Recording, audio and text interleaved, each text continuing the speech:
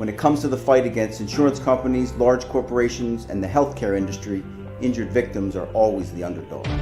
But that doesn't worry us. At Messa & Associates, we're an injury law firm from Philadelphia, and we come to fight. Our clients know that they've got representation with a chip on its shoulder, and it's the same chip that makes Philly the toughest city in the country. Call 215-568-3500 or visit us online at messalaw.com. Messa & Associates, the toughest injury firm in Philadelphia.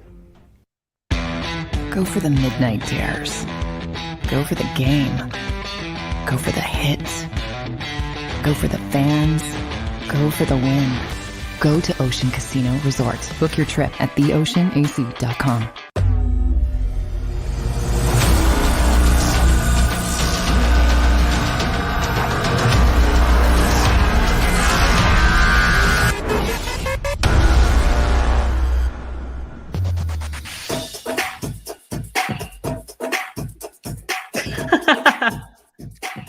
No more, Mark. No. More? No more. No, you don't want me to do anymore. Totally I'm concerned for your health. I'm concerned for your health at this point. Please. No, it's fine. Hi, everyone. Welcome to the show. That's Devin. That's Derek. My name is Mark. Welcome, everyone, to the JAKIB Media YouTube channel, as well as 6abc.com. So I think I can speak for everyone when I say about that game. So that happened. That was a game that was played. Of all the great things that happened to the NFL and going 18 weeks and wanting everything to come down to the wire, that was probably the exact opposite of the way the NFL wanted this Eagles-Cowboys game to go in week 18. But nonetheless, that's how it shook out. The Eagles did not play their starters. The Cowboys very much played their starters into the fourth quarter. Vast majority of the fourth quarter. And everyone that went on hand there at the Lincoln Financial Field there, Gunner, they got to take in a real doozy of a football game. Well, first and foremost, the big question is, as you were pouring that espresso, prior to you pouring the espresso, did you add some of the liquid behind you in the cup first and then put the espresso in it? No, I did not. The only thing I'll put in an espresso is a little drop of amaretto. That's about it. That's about it. All right. Now, to get to your question, when I reported at 3:45, which I've known for days, and people were speculating, but I was asked just to hold it until the Eagles were close to officially releasing the inactive list and the injury list. I thought they were competitive the first half. I was impressed. They ran the football well with a bunch of backups.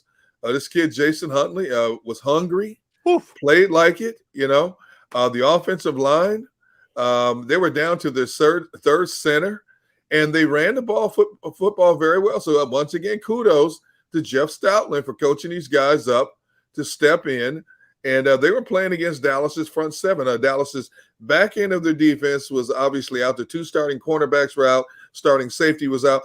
Gardner Minshew slept well last night because he didn't have nightmares about Micah Parsons tracking them all over the field tonight, which was a big thing as well. But I thought the Eagles ran, and they just basically ran out of steam after Dallas basically kept their starters in until, early in the fourth quarter. The Eagles basically ran out of steam. But they gave the fans their money's worth for the most part for most of the game. I don't know if this bodes well or not for the team in general in terms of now getting ready for a playoff game. Hopefully it doesn't have any effect on the momentum they have been building over the last half of the season. But it was nice to see some of the younger guys, the inexperienced guys, get some much-needed reps just in case their services are called upon in the next season. It was what I expected. It was better than I expected, actually. I thought the Cowboys were going to put up 50 points and the Eagles were going to put up a goose egg, maybe one touchdown. I was pleasantly surprised that we saw these guys we haven't, like Tyree Jackson got his first touchdown as an Eagle. I loved seeing that, even though he did get injured, and I hope he's okay because he's been riddled with injuries throughout his entire career. But yeah, we saw Kenny Gainwell step up again and get reps in. We saw Quez Watkins even get a touchdown at the end there. So, it was what it was. It was very much the fourth preseason game we never had somehow in January. And we were playing the Dallas starter, especially in the first half. That first drive, I was shocked. I was like, wait, what? How did we just march down the field like that with all of our backups in and Dallas's starters in? So I'm not overly concerned. I think it was a good call to rest Jalen Hurts. And I know a lot of the guys were still on the COVID list. We saw Jason Kelce go in for literally like 30 seconds, and Devontae Smith got that record. So they did what they needed to do. They put on a good show for the fans, and then they could have called it at the half. We could have started the show at half. Yeah, but see, that's why I said at least for the first 30 minutes, it was an entertaining game. Okay. Yeah. No, I don't think anybody, especially once we found out Dallas was playing many of the starters, I don't think many people thought the Eagles were going to win this game. But, the Eagles marched down the field, opening drive, great calls, sustained drive, scored a touchdown. Dallas came right back down, scored a touchdown. Eagles stayed with them for the first half.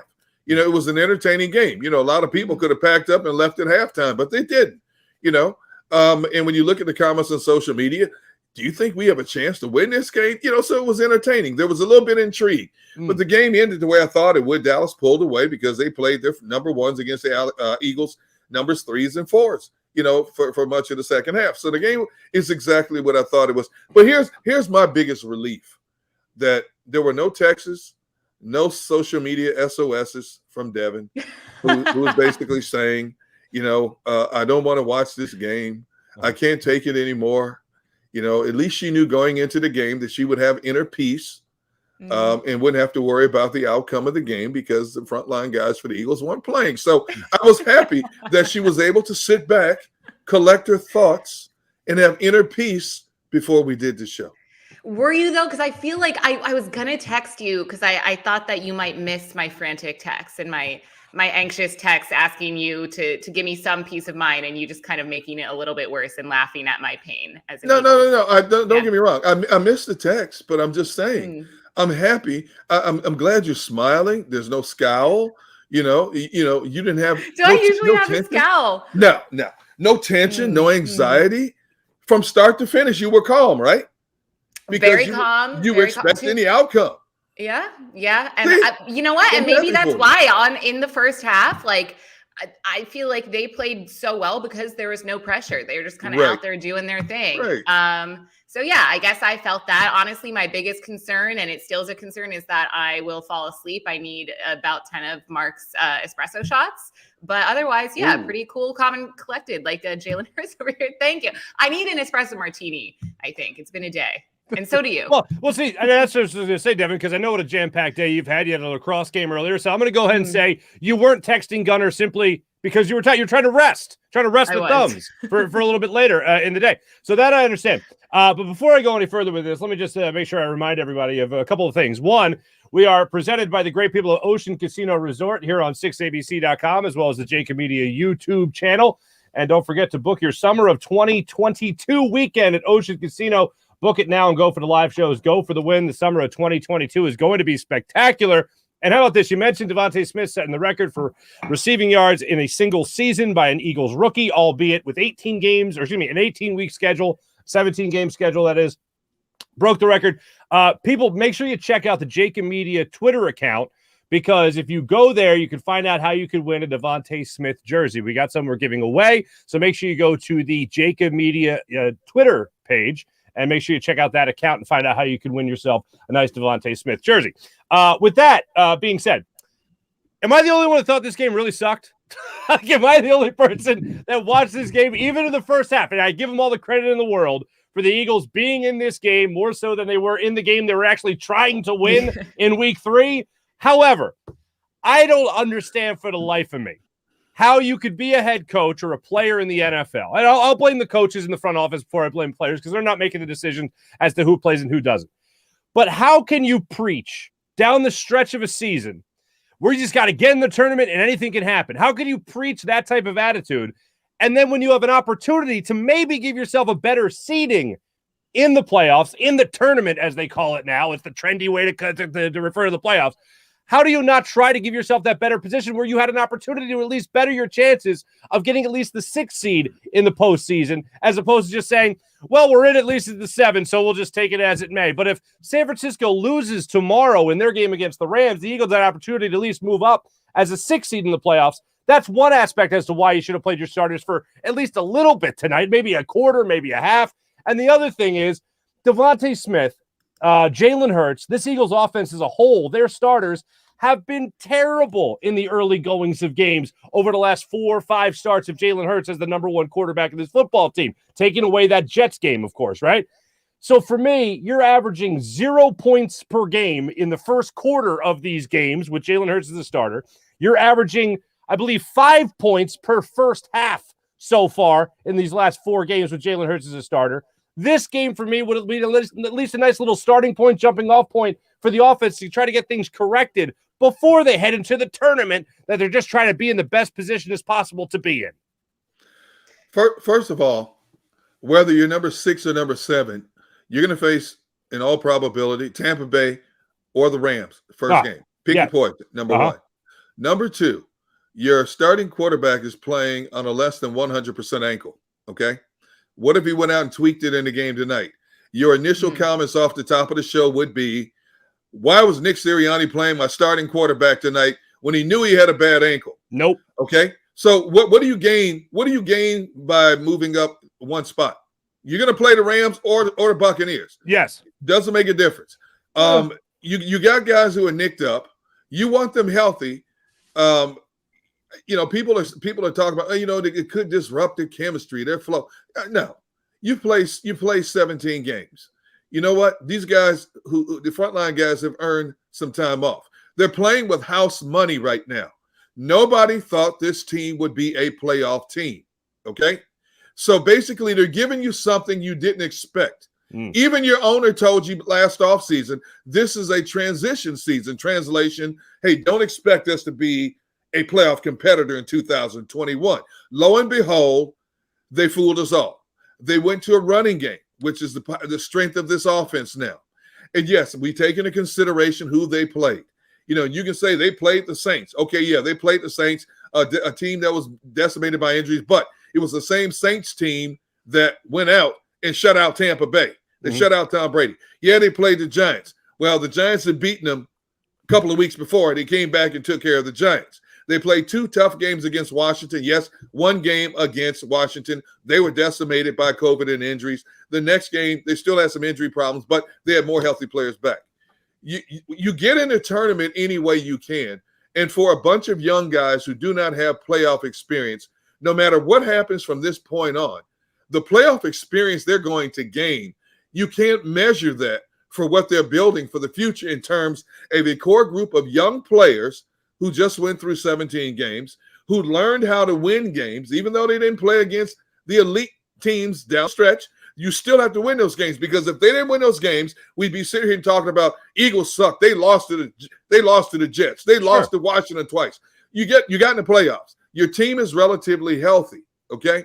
So I don't disagree. Now there's an argument for what you're saying. You should try to move up. I get that, but I don't have a problem with Nick Sirianni's decision to sit his frontline guys and have his team at full strength for a much better clientele of competition, because as we saw in the front half of the season, they didn't do too well against better teams, number 1. Number 2, they didn't beat a team with a winning record. So now that they've gone through the gamut of playing this whole season, let's see what they can do now that they have a whole different, bowl of confidence compared to what they had when they were 2-5. So I don't understand where they get the confidence, though, if they know going into the playoffs, they sputter out of the gates against the bad teams and have to rally late in those games to try to get back in those games to try to win. So because they changed their identity. They changed their identity. They learned how to win. You have to learn how to win before you can win. Teams who are trying to build, you have to get to the playoffs to understand what the playoffs are about. You have to win before you learn how to win bigger games. Okay. Sure. So they took their lumps early on by passing the ball more than they ran the football. People are screaming, run the football. Starting with that Detroit game, they finally ran the football, changed their identity, start putting together a string of wins. And even a couple of close games, they learned how to win those games. You go back to the Washington game, the first game. Washington jumps out to a 10-0 lead. Eagles take the lead. Fourth quarter, Washington gets within 3. Eagles finally pull away. Washington a second time. Tough, close game. Eagles found a way. Rodney McLeod saves the day with a pick in the end zone. You have to learn how to win those games. Those are all momentum builders. Those are all confidence builders. I don't care who you're playing at that point. You can't hold it against them what the schedule dictates. Schedule is what it is. Oh, I don't but if disagree. you know what I'm saying? I'm not saying you. I'm just saying in general. No, I but understand. if you lose those games, we're talking about we need changes. Not us, but in general. We know this fan base.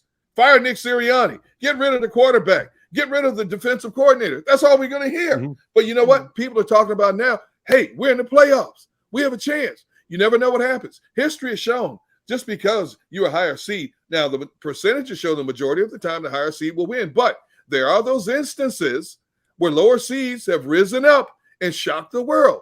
And with the Eagles running the football the way they've run the football, number one, they can control the clock. You can keep these high-powered offenses off the field. And if they put 7s on the board instead of 3s, it's a much closer game. And who knows what can happen. Mm-hmm. I'm not disagreeing with anything you're saying as far as putting yourself in the best possible position. I get that. But I'm not going to be any more confident in this Eagles team going up against those upper echelon teams that you already haven't beaten, like you said earlier in the season, because they can't get out of the gate. And what have we said against, like, the thing is, it's not like we're just supposed to judge the Eagles against the Jets or the Giants or Washington. It's to take how they played in that game and say, all right, can this win against the Bucs? Can this win against the Rams? Can this win again against the Cowboys if you face them in the first round?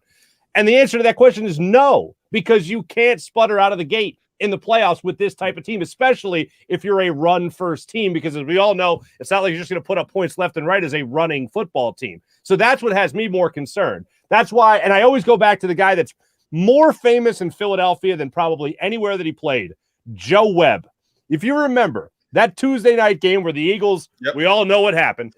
After that, there was a question as to whether or not the Eagles, whose offense was sputtering after the Giants game where they had the Miracle to Meadows Part 3, and they did not play their starters in the final game of that season, they again sputtered in the playoffs. So that, to me, is in the back of my head, not just because of Joe Webb and what happened Tuesday night, but also after that, a high-flying offense at one point in the season all of a sudden started to sputter. So I always get concerned about momentum going into the playoffs, not necessarily just winning, but how an offense is clicking, how a defense is playing overall right before the playoffs. So I want the Eagles to be in that best possible position, whether that be in the 6th seed or whether that be the offense. The second thing I was talking about, the offense actually building that momentum up. Again, 0 points in the first quarter in their last 4 games where Jalen Hurts has been their starter, and averaging 5 points in the first half over those 4 games. That's atrocious. Now, if it's Jalen Hurts' ankle that kept him out, that I 100% understand. But he's also the same guy that looked at Nick Sirianni and said, call whatever you got to, coach.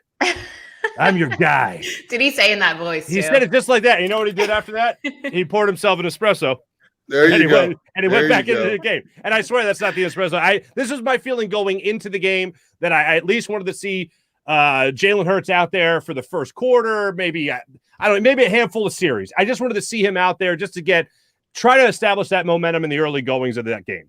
And but hear me out. Okay, Devin, go ahead. Yeah. Why not ride the confidence and the high while you have it? You know, what if Jalen Hurts went in this game, and we all saw how he played against Dallas the first time, played terribly, got maybe roughed up his ankle more, like maybe not a terrible injury, and then he's going into the playoffs a little shaken up. Their confidence is down. I think no one's going into this, and I would hope and assume that the players and Nick Sirianni aren't going into the playoffs thinking that they're going to go win the Super Bowl. But I think especially this season, the parity in the league is truly, this is the most unpredictable season I've seen in recent memory. Sorry, I've been talking a lot today. Words are hard sometimes. But that being said, I think I support the move in not starting Jalen Hurts. I do agree that the slow starts are an issue, but I think that maybe it could have hurt more than it would have helped had they started Jalen Hurts and the other starters today. Gotcha. Something else, you mentioned a couple of guys already, Gunner, that really had a great game this particular night. Huntley had a great game for the Eagles tonight. Kenny Gainwell came out there. Devin, you mentioned him. Gardner Minshew, I believe, and I think this is one of the things that drove people just bonkers tonight watching the game. Gardner Minshew was a J.J. Arcega-Whiteside catch in the end zone away from getting a lot more out of this fan base than he's already gotten. Let's just say that. If J.J. Arcega-Whiteside comes down with that touchdown reception in the early goings of the third quarter, which I believe would have made the score at the time 30-24, I think we would have been talking a lot different about not just J.J. Arcega-Whiteside and talking about how he's just not really worth bragging about. Let's put it that way. But also Gardner Minshew having himself a much better game than some people were willing to give him credit for coming out of tonight. Would have been 30-24 if J-Jaw came down with that reception, didn't get called for the offensive pass interference, and then, of course, got called for offensive pass interference, but the penalty was declined on the very next play. Yeah. Couldn't, just when you thought it couldn't get worse.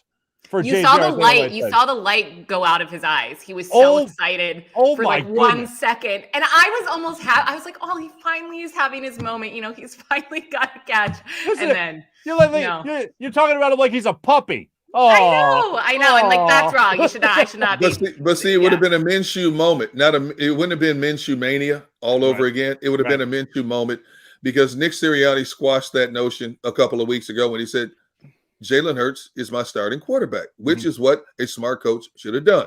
Squash all that noise right now. Whether you like the decision or not, this is who my quarterback is from this moment forward, as long as he's healthy enough to play. And that's the way it should be, because it's Jalen Hurts who's being evaluated for 2022 more so than Gardner Minshew.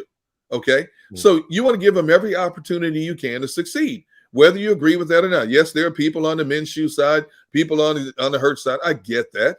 But your coach put it in his proper perspective when he said, this guy is my starting quarterback when healthy, come hell or high water. Just real quick, guys, I want to point out that in the chat, and we are trying to keep an eye on the chat as we do throughout every show, there's a Cowboys fan in there named William who is actually bragging about his first teamers playing against the backups of the Eagles, which is just about as Dallas Cowboy fan as it gets. So welcome in. Everyone have fun with William tonight. Make sure you have yourselves a good old time, of course. Coming up a little bit later in the show, we're going to be joined by John McMullen from Lincoln Financial Field. He'll be breaking it down for us when it comes to all the post-game analysis, what Nick Sirianni had to say about this game, what Gardner Minshew had to say.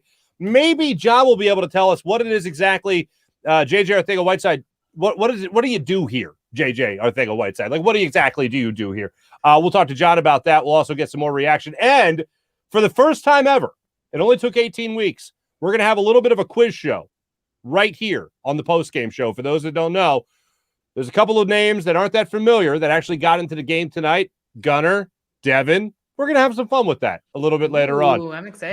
But I do want to tell people, if you want to have yourselves a good time, how about this? Grab a Stateside Vodka Soda from Stateside Vodka. That's statesidevodka.com. Grab a Stateside Vodka Soda or try the new Surfside Iced Tea by Stateside Vodka. See the scroll below and use the promo code JAKIB for 15% off the very popular Stateside Vodka Soda. Go to statesidevodka.com. We'll be back with more live post-game show in a few.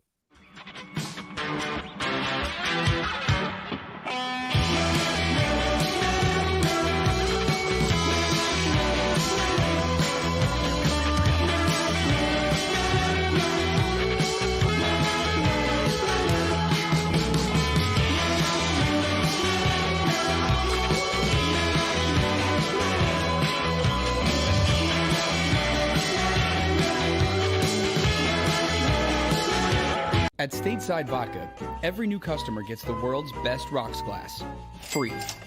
What's that? A rocks glass? You're telling me that bottle is cut in half? You could say that. Holy shit. Glass is for cocktails, right? It's for this, this, and that. Is the length of the glass equal to your... You betcha. But is it made out of... Glass? Yeah, okay, but is the rim... Smooth? Will you stop doing... That? I'm the professional here. And you're telling me I can get one of these glasses for free? That's right.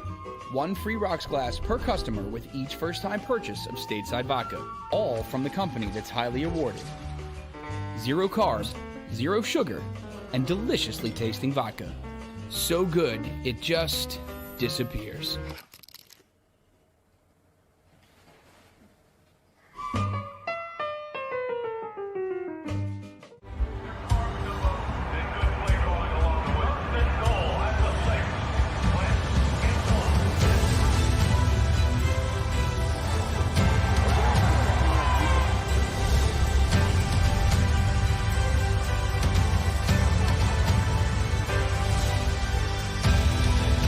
Field of life, First Trust Bank is there for you.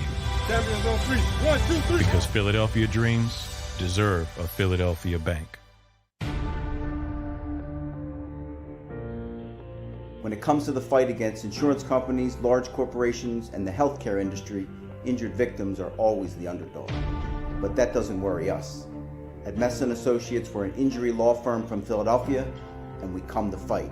Our clients know that they've got representation with a chip on its shoulder, and it's the same chip that makes Philly the toughest city in the country.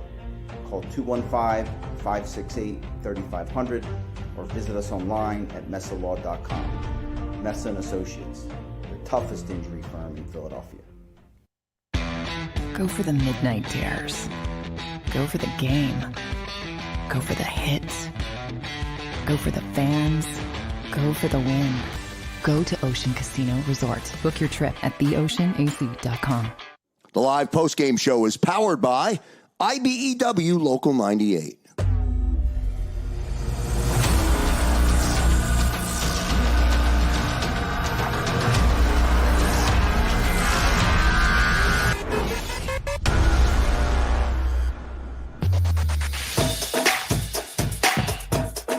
My, oh my, I got a tweet for all you guys in just 1 second, but let me tell you about the great people that present this fine show, Ocean Casino Resort. Book your summer of 2022 weekend at Ocean Casino. Book it now and go for the live shows. Go for the win. Summer of 2022. It's going to be epic. We're all going to have ourselves a good time. We all saw the report. Devin, you saw this. Gunnar, you probably saw this. Gardner Minshew, supposedly, after the Jets game, went into Nick Sirianni's office and said, What do I got to do to be the starter? Now, that was a report from Chris Mortensen of ESPN. Finally, this week, Nick Sirianni was asked about that reported meeting, and he said, I'm not going to talk about what happens behind closed doors in my office. That's between me and my players and my coaches. I don't want to violate that trust. But Gardner Minshew, you know what he is? He's a real competitor. As soon as he said that, I went, oh, wow, that meeting happened. Well, Gardner Minshew actually confirmed the meeting and said what he said to Nick Sirianni in the press conference, getting this by way of our friend John Clark of NBC Sports Philadelphia, putting it out there saying that Gardner Minshew went into the office and said, what do I got to do? And he says, all right, I'm going to keep working on it. After Coach Sirianni looked at him and said, simply, we're good there, meaning good at starting quarterback. We're solid right there. Gardner Minshew said, okay, well, I'm going to keep working on it. I have a problem. Look, if you're a backup, and Sirianni, I thought, put it perfectly in his press conference earlier in the week when he said, if you don't want to be the starter, then I don't want you as a backup. And I think that's a great way to put it. I think that's a very poetic way to put it. But after you beat the Jets and it was your first start of the season, not only your first start, your first real reps, you got a couple of games here and there and afterwards. But if you go in after one win, it seems a little bit like you're not the best teammate in the world. That's how it comes off to me. Gunnar, what are your thoughts? I don't think it shows that he's a bad teammate because anybody I've talked to said he's a great guy in the locker room. Okay. Anybody who plays the game at this level, if you're not competing to be a starter, if you don't want to start, I don't care if you're the 53rd man on the roster, then you're in the wrong profession. I mean, that's what it's all about, being a competitor. And let's face it, Gardner Minshew is also playing for his future. He's trying to showcase himself, whether he's going to be with the Philadelphia Eagles or somebody else. And I think, there's some truth to the rumor that the Eagles might try to trade him in the offseason. There's nothing wrong with that. As long as it did not become a disruptive factor in that locker room, which it did not, I have no problem with them going, hey, coach, I want to start. I want to be a frontline guy. I have no problem with that. Okay, we understand who the competition was at the time. I have no problem with that. He didn't make bones about it. For everything that I've gathered, there was never any tension between him and Jalen Hurts in the locker room. Gardner Minshew went about his business. So I don't blame him for just asking that. Now, who knows? Gardner Minshew is known to be a little bit different guy to begin with, as evidenced by the video of him in the parking lot with his dad, how exuberant they were after that win. Yeah. The fact that he got a chance just to play, and so I have no problem with him going up to the coach and saying, Coach, I want to talk to you, man. What do I got to do to be the starter of this team? I don't think it was disrespectful, and I don't think it was disruptive. Well, but Deegan, maybe you can weigh in here. How does that become a report if it's just a private meeting between the two of them? I think it's more concerning that clearly Gardner Minshew put that out there. I would assume that would be something. Or his agent. Oh, okay. Yeah, or his agent. That would make more sense. A lot of stuff that comes out about players come directly through agents. Why do you think so many people in media outlets, get certain tips, certain breaking stories, the relationships they build with the agent? And if an agent is trying to get his players' numbers up, it also means that the agent's numbers are going to be up as well. So I can understand from an agent perspective, and I'm not saying that's what happened. I'm just saying I wouldn't be surprised if that happened. I've seen it happen too many times where, you wonder, where the heck does a leak come from? Start with the agent, and then next start with the player. Mark, as you know, all of us in the media, we have our sources. We have people that we talk to, people that we cut deals with, so to speak, Yeah. And that's just the nature of the beast. Everybody's trying to get edge, especially in this social media world that we live in today. Everybody's looking for an edge, looking for an angle to one up, the competition. Yeah, that's why we don't get ribs. You give ribs to the agents and everything, and then they tip you off to the next thing. That's why we don't get any of that. Yeah, he invites them fishing. That's who he's texting nice things to. Meanwhile, we just get like judgment and mean emojis. Wait. There was no judgment. Right.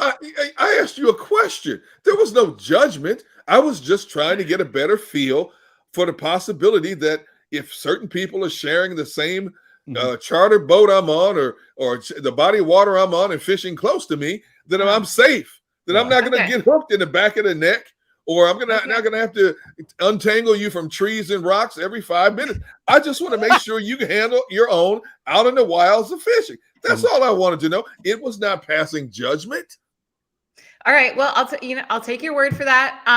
But I do want to talk about Nick Sirianni's response because I love it. And I feel like if I were to ask him like, hey, I want to be the starter, and I got that response, that would be kind of, it's like, just like, oh, we're good. Like, oh no, like, thanks. I appreciate it. But like, no, like no, we're good. It's like D-Gun when we asked to go fishing. He's like, no, I'm good.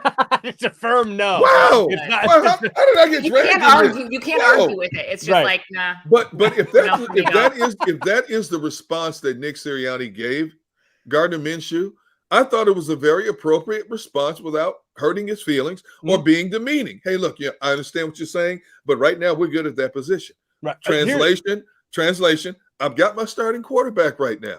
Right. And going back to what we were talking about, Mark, earlier about you wanting to see Jalen Hurts maybe for a couple of downs, couple of series. I just saw a quote, John, from Nick Sirianni's postgame comments. He said, you know what? This was an opportunity to get Jalen Hurts 100%, closer to 100%. I'm good with that. I have no problem with that because I don't want any excuses. Whatever happens next week, win or lose, I don't want any excuses that the quarterback, because he tweaked that ankle in a game against the Dallas Cowboys, or he missed that game because he got jacked up against the Dallas Cowboys, I don't want any excuses. When he steps on that field 1 week from this weekend, I want Jalen Hurts. I want that team to be at 100% and let the swinging begin. I'm sorry. I'm just seeing in the chat, there's a reference to Gundam Style. And I thought everyone forgot about that for a while. I forgot about it. It was either a typo trying to say Ganon Style. With no defense, or I don't know. But Dazza, thank you for that. Sean, thank you for the follow-up as well. Just real quick, to go back to the last thing on Minshew as far as that conversation went, I feel like going to the coach as soon as you're traded and saying you want to be the starter, totally kosher, no issue whatsoever.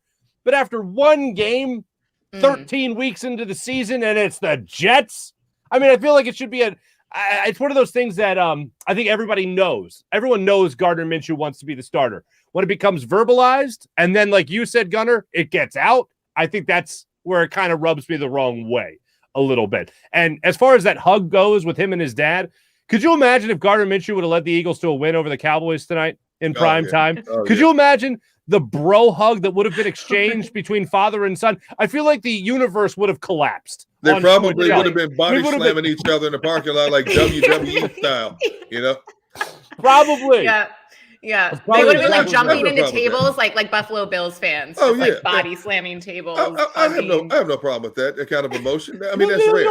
I'm glad you see that. If a father and a son have that kind of relationship, no matter how insignificant it may seem to us at that particular moment, if that's the bond they have, that's great. I wish all fathers and sons had those kind of bonds. Unfortunately, that's not the world we live in. But I wish all dads had those kind of relationships with their son. And if that is their relationship, their special moment, their one moment in time, whatever the case may be, so be it. Let them enjoy it. There you go. That's all we're saying. Just enjoy yourself. They're having a great time. That's all we can say. Good for them. If we can't really look at this game and get much out of it when it comes to anything with the starters, and we know why. I mean, Devontae Smith got the record. Good for him. Jason Kelce got 122 snaps under his belt consecutive. Good for him. Out of the game. Done. Is there anything we can really take out of a game like this? As much of a blowout as it was, if we just even evaluate the first half, is there anything we could take out of a game like this, Gunner? Anything we can take away from an absolute beatdown with the second and third strings playing against the mostly first strings of the Dallas Cowboys? Yes, we can take out the fact that the Eagles patched up, back up, offensive line didn't embarrass itself. They took it to that Dallas, front seven. They ran the ball well. A kid named Jason Huntley showed that he can run in the National Football League. Unfortunately for him, he's buried on the depth chart behind four other running backs. So those are two positives that I saw. Now, when you look at the guys playing on the back end of the defense tonight, it looked like the Keystone Cops running around back there. A lot of miscommunication in the pass defense tonight. So those guys got a lot of work to do in terms of trying to get more playing time. But I saw the two positives that really stood out was their offensive line, went toe-to-toe with this Dallas defensive front, and that this young kid, ran the football well when given an opportunity. Mm-hmm. Devin, do you have a favorite moment from this game? Just something you'll take away and be like, well, at least that happened? Ooh, honestly, I was just so pleasantly surprised with that first drive. And I like seeing Tyree Jackson in action. We haven't seen anything and got his first touchdown. But I have to say that Kenny Gainwell, he had 2 touchdowns. Mm-hmm. One of the Kenny G touchdowns really brought a lot of joy into my life because I haven't been able to say Kenny G on this program in a while. So very good. I gotta go back to a guy that I think we only talked about really in the preseason, and that's Milton Williams. Right. Oh yeah. The defensive tackle, a third-round pick. Like, we talk a lot about the offensive line and the defensive. Well, pretty much anything that preceded by defense, we have not really enjoyed so far this season. However, when it comes to the defensive line, I feel like they're in good hands going forward. I feel like Josh Sweat's only going to get better. He obviously didn't play tonight, but I feel like if Fletcher Cox eventually moves on, I feel like when Javon Hargrave eventually moves on, I feel like, not saying that Milton Williams is going to have the career those guys have had, but I just feel like he'll be a good starting off point. And he got limited reps, obviously, this season. But you could see why he was as high as a third-round pick. And that's the type of guy you expect to get in the third round. Somebody that shows some promise his rookie year and then goes on to develop into a much better player. But right now, in a game like this where he's going up against Lyle Collins, who we all know what happened with his draft stock, but he would have been a first-round pick. Milt Williams put him on roller skates a couple of different points in this game, and they even flipped him around to the other side of the line of scrimmage to try to attack Dak Prescott in the backfield there. If I know offensively, we can look at the running backs. We can always look at the offensive line. Jeff Stoutland literally just seems to be a guy that just anoints you and you become a Pro Bowl worthy offensive lineman. That's how great he is at his job. But on the defensive side of things, you can look at a guy like Milton Williams as a guy that I think has taken steps forward throughout this year. I was glad to see him get extra reps tonight with the regular guys not really playing. And I thought there was a couple of different occasions tonight, especially coming up with tackle for loss. He almost had a sack later in that game. You saw the Cowboys offensive lineman getting in his face after he took down Dak Prescott. They thought, it was a little bit of a dirty hit because he landed on top of him. There was no way to avoid that. But I just thought there were a couple of different occasions where he got into the backfield tonight where I wasn't really expecting him to get off the line of scrimmage as quickly as he did. Big body, nice low center of gravity, strong, great bull rush. And who better to learn from than two proven pros like Javon Hargrave and Fletcher Cox in terms of trying to be one of the defensive linemen that will be counted on for a few years to come down the road. I love his motor, his nonstop motor. He even batted down a pass at one point. I think the kid has a lot of promise. And now that you have him in that rotation, he's got, a whole season under his belt. He's not a rookie player anymore. He has a whole season under his belt now. I think he's going to be valuable in terms of both the run defense and pass rush when this team starts the playoffs. Mm-hmm. Devin, I'm being reminded by our friends in the chat here. Was it Robert that hit us up with this? Our boy Aaron Sipos. I was literally just about to bring that up. That's so, and I wasn't even looking at the chat. I didn't want to bring down the vibe, but yeah, you know who didn't play so hot today? Our early season MVP, Aaron Sipas. I don't know what happened. That was a shank. That was a shank, and that was a shankopotamus, is what that was. Yeah, that was pretty nasty. And I don't know. I meant to look up how many what the conversion rate was on third down for the Cowboys, but it seemed like multiple occasions it was third and long. Dak Prescott 25 yards down the middle of the field. The touchdown they had to Jordan Schultz. That was I think it was right after that punt, if I'm not mistaken. That was the one that just made you feel like you were just like that was where the game was completely out of hand. They got up the shank of a punt from Sipas, and then they had the touchdown in the middle of the end zone. Literally no one around him. And that's when the game really got out of hand.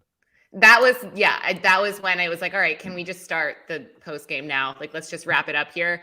And the Sipas thing, we joke, but also if that happens in a playoff game, you know, that's unacceptable. So I don't know. Maybe he has the yips. Maybe he's maybe he's injured. I don't know what the deal is. But our early season MVP has lost his shine, I guess. But yeah, that touchdown definitely hurt. And I also felt like the Eagles defense looked like a high school defense.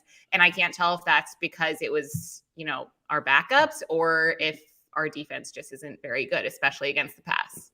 No, it was because of the backups tonight. There's no question it was because of the backups tonight. I don't trust the defense ever. So I know. I know. And I don't disagree with you. I still don't understand what Jonathan Gannon's identity is as a defensive coordinator.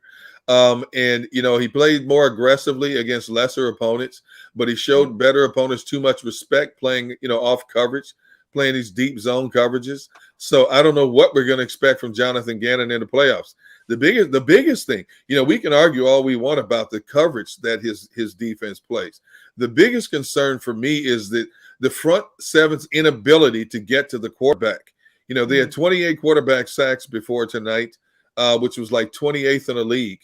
And when you start playing playoff football, you better be able to put some pressure on the likes of a Tom Brady, Matthew Stafford, Kyle Murray, Aaron Rodgers, these guys. If not, they're going to sit back there and pick you apart like shooting bottles off a fence. I don't care if you try to play man on them, bump and run, deep zone, whatever the case may be. If you're not putting pressure on a quarterback and those quarterbacks have time to survey the situation, they're going to chew you up, and it's going to be a quick exit for your team. Real quick, the Dallas Cowboys 8 for 13 on third down, 2 for 2 on fourth down. Eagles 3 for 3, but 10 for 18 on third down efficiency right there. So the Cowboys 8 of 13 third down attempts. They converted on 8 of them. So there you go. That's not exactly the day that you want to have as a defense, unfortunately, for the Eagles. But yeah, it had to do, I think, Devin, answer your question. It's similar to what Gunnar was saying. Had to do with personnel more than anything. I mean, Zach McPherson, couple of different occasions, and he was a guy that was, I love this title that a lot of players get, Mr. Training Camp. Zach McPherson was one of those guys that was Mr. Training Camp, and I was actually reliving this moment. J.J. Arcega-Whiteside was actually a Mr. Training Camp at one moment as well. So that's what that title has done for some players. But anyway, Zach McPherson goes out tonight, not really able to stay with many Cowboys receivers throughout this game. You saw Wilson come up with a huge game, his best game of the season by far for the Cowboys tonight. Had a couple of catches down the sideline. McPherson's not able to stick with him at different points of this game tonight. So left a lot to be desired when you're trying to evaluate like the offensive line with their backups, defensive line with their backups. Secondary certainly did not pass any tests tonight. Dak Prescott with 5 touchdown passes. I was looking forward to seeing something from this defensive unit, from this secondary. Give me something to look forward to for depth for next year or even going into the playoffs in case of emergency, break glass type of thing. That was, even for a Jonathan Gannon defense, that left a lot to be desired, Gunnar. You're talking about a bunch of guys who don't have a lot of game experience playing together. That's the big thing. You know, when you have a starting defensive unit playing in the secondary, those guys form a cohesive bond. There's unwritten. A lot of times there's unspoken words. All they have to do is look at each other, and they know what they're going to do in certain defensive calls. You got a bunch of guys back there still trying to figure out every play. Where am I supposed to be? Who am I supposed to cover when I drop back? What zone do I have? What third of a zone do I have? So on and so forth. If they run a crossing route, do I follow this guy? Or do I sit in the hole and wait for this guy to come this way? So there was a lot of confusion back there. And that's to be understood when you consider the lack of playing time that these guys in the back end have together. I'm not surprised. I tell you, the biggest surprise to me was the fact that the Eagles hung with this team for the first 30 minutes. Mm-hmm. The outcome of the game, 51-26 was a little beyond what I thought it would be. But I'm not surprised the Cowboys pulled away in the second half when they kept playing the starters. You got guys who are just happy to be on the field playing the likes of Amari Cooper and CeeDee Lamb. Are you kidding me? You're lucky it wasn't worse than what it was. It was amazing they kept it as close as it was.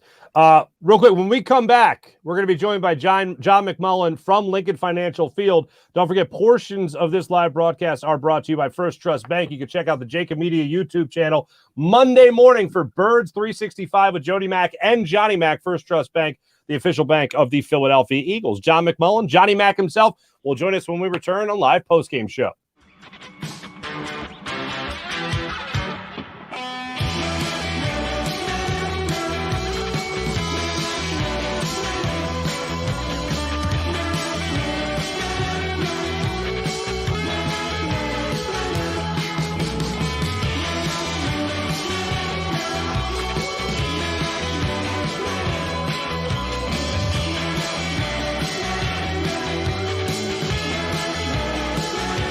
At Stateside Vodka, every new customer gets the world's best rocks glass, free. What's that? A rocks glass? You're telling me that bottle is cut in half? You could say that. Holy shit. The glass is for cocktails, right? It's for this, and that. Is the length of the glass equal to your... You betcha. But is it made out of... Glass? Yeah, okay, but is the rip... Smooth? Will you stop doing... That? I'm the professional here. And you're telling me I can get one of these glasses for free? That's right. One free rocks glass per customer with each first-time purchase of Stateside Vodka. All from the company that's highly awarded. 0 carbs, 0 sugar, and deliciously tasting vodka. So good, it just... disappears.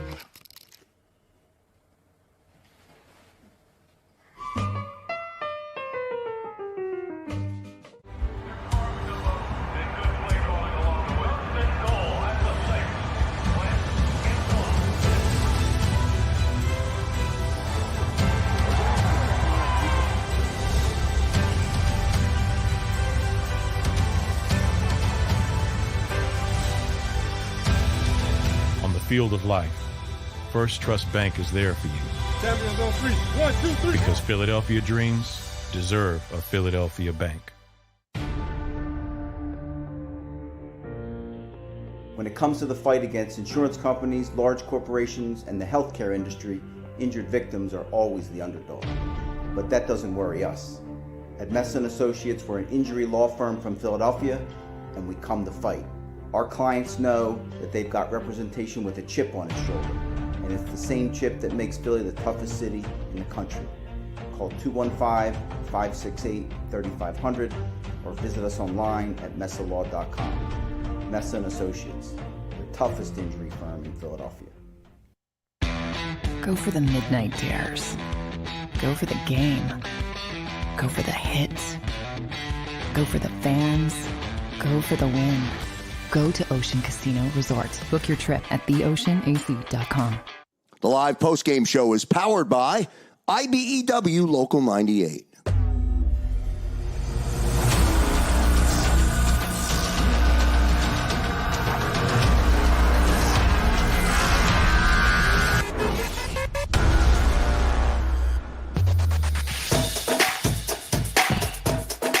Welcome back.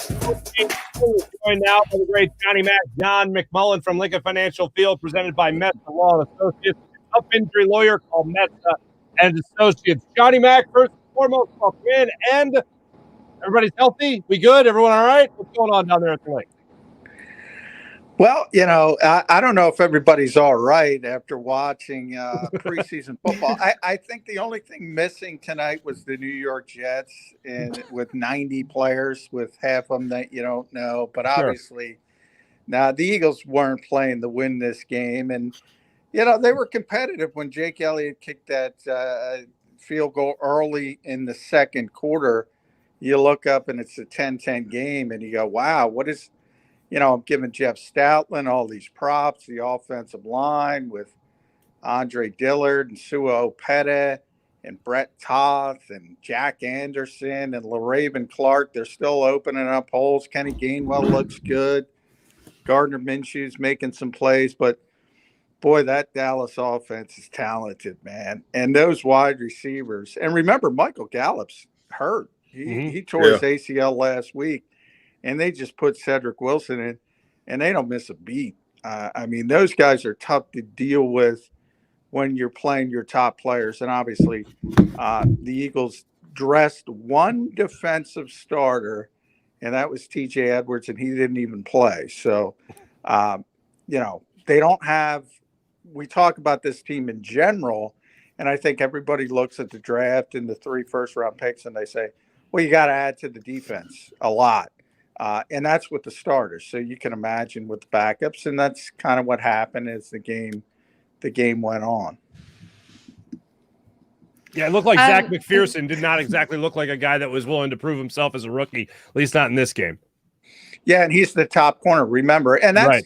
If you think about this whole season, the Eagles get through 17 games for the most part.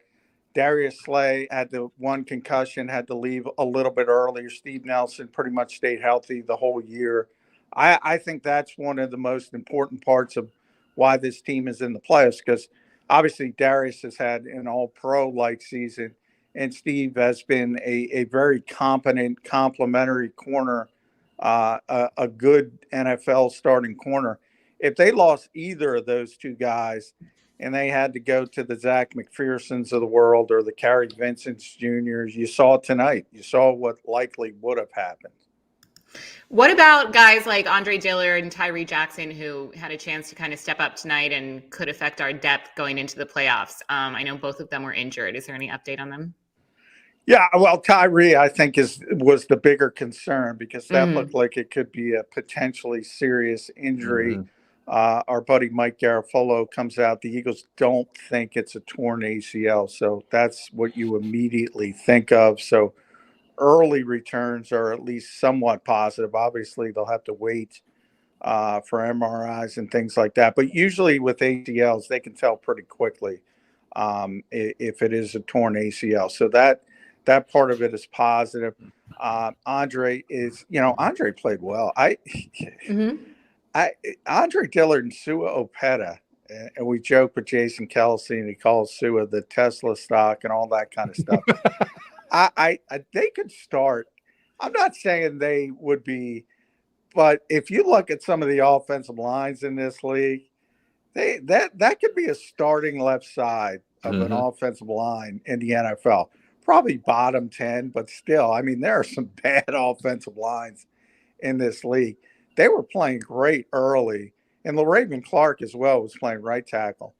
I get more and more amazed by Jeff Stoutland and what he's able to pull off. And people in Philadelphia can sit, because there's 4 games at 4:30 tomorrow that will kind of decide who the Eagles are going to play in the playoffs.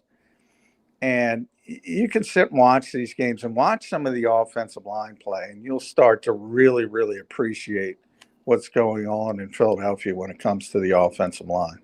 Hey, John, a hot topic of discussion all day long and even after the game. Play the starters, not play the starters. I've gone on record on a number of platforms today and given my opinion. Your thoughts on Nick Sirianni's decision to not play his starters in this game tonight? I agree. Personally, I'll put it this way. Personally, I don't agree with it. But for the way the Eagles have run this thing from the start, you go all the way back to training camp when we were at like day 3, and they were giving maintenance days to the starters, to some of the veteran starters. And we talked all about over the summer how light the practices were, an hour and 10 minutes. The whole goal of this team has been to stay as healthy as possible.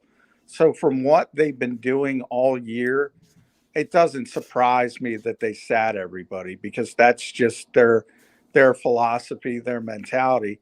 I like Dallas's philosophy. I like Aaron Rodgers' philosophy. Aaron Rodgers, Green Bay has the number 1 seed. He wants to play in week 7. He's got nothing to play for, but he wants to keep playing. And by the way, it's not the players. Jalen Hurts wanted to play in this game. Devontae Smith, they let him play a little bit to break Deshaun Jackson's record and then got him out of there. He tried to get back in the game. They want to play.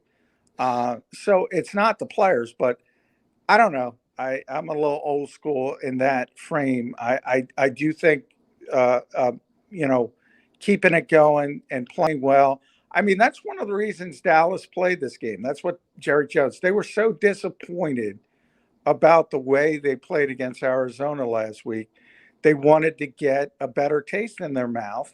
And now they're probably sitting there going, we put a 50 burger on this team. Granted, it's against the junior varsity, but it makes them feel good. I guarantee you that. Look at Dak Prescott's numbers. I guarantee he's feeling good. So I think there's some meaning to that. I think it's real. And I agree with you, by the way, John. I wanted to see the starters play at least a little bit in this game, and Jalen Hurts said that earlier in the week. Devontae Smith spoke beautifully about it earlier in the week, about how they want to keep that momentum going. They want to build on that and go into the playoffs with that type of momentum.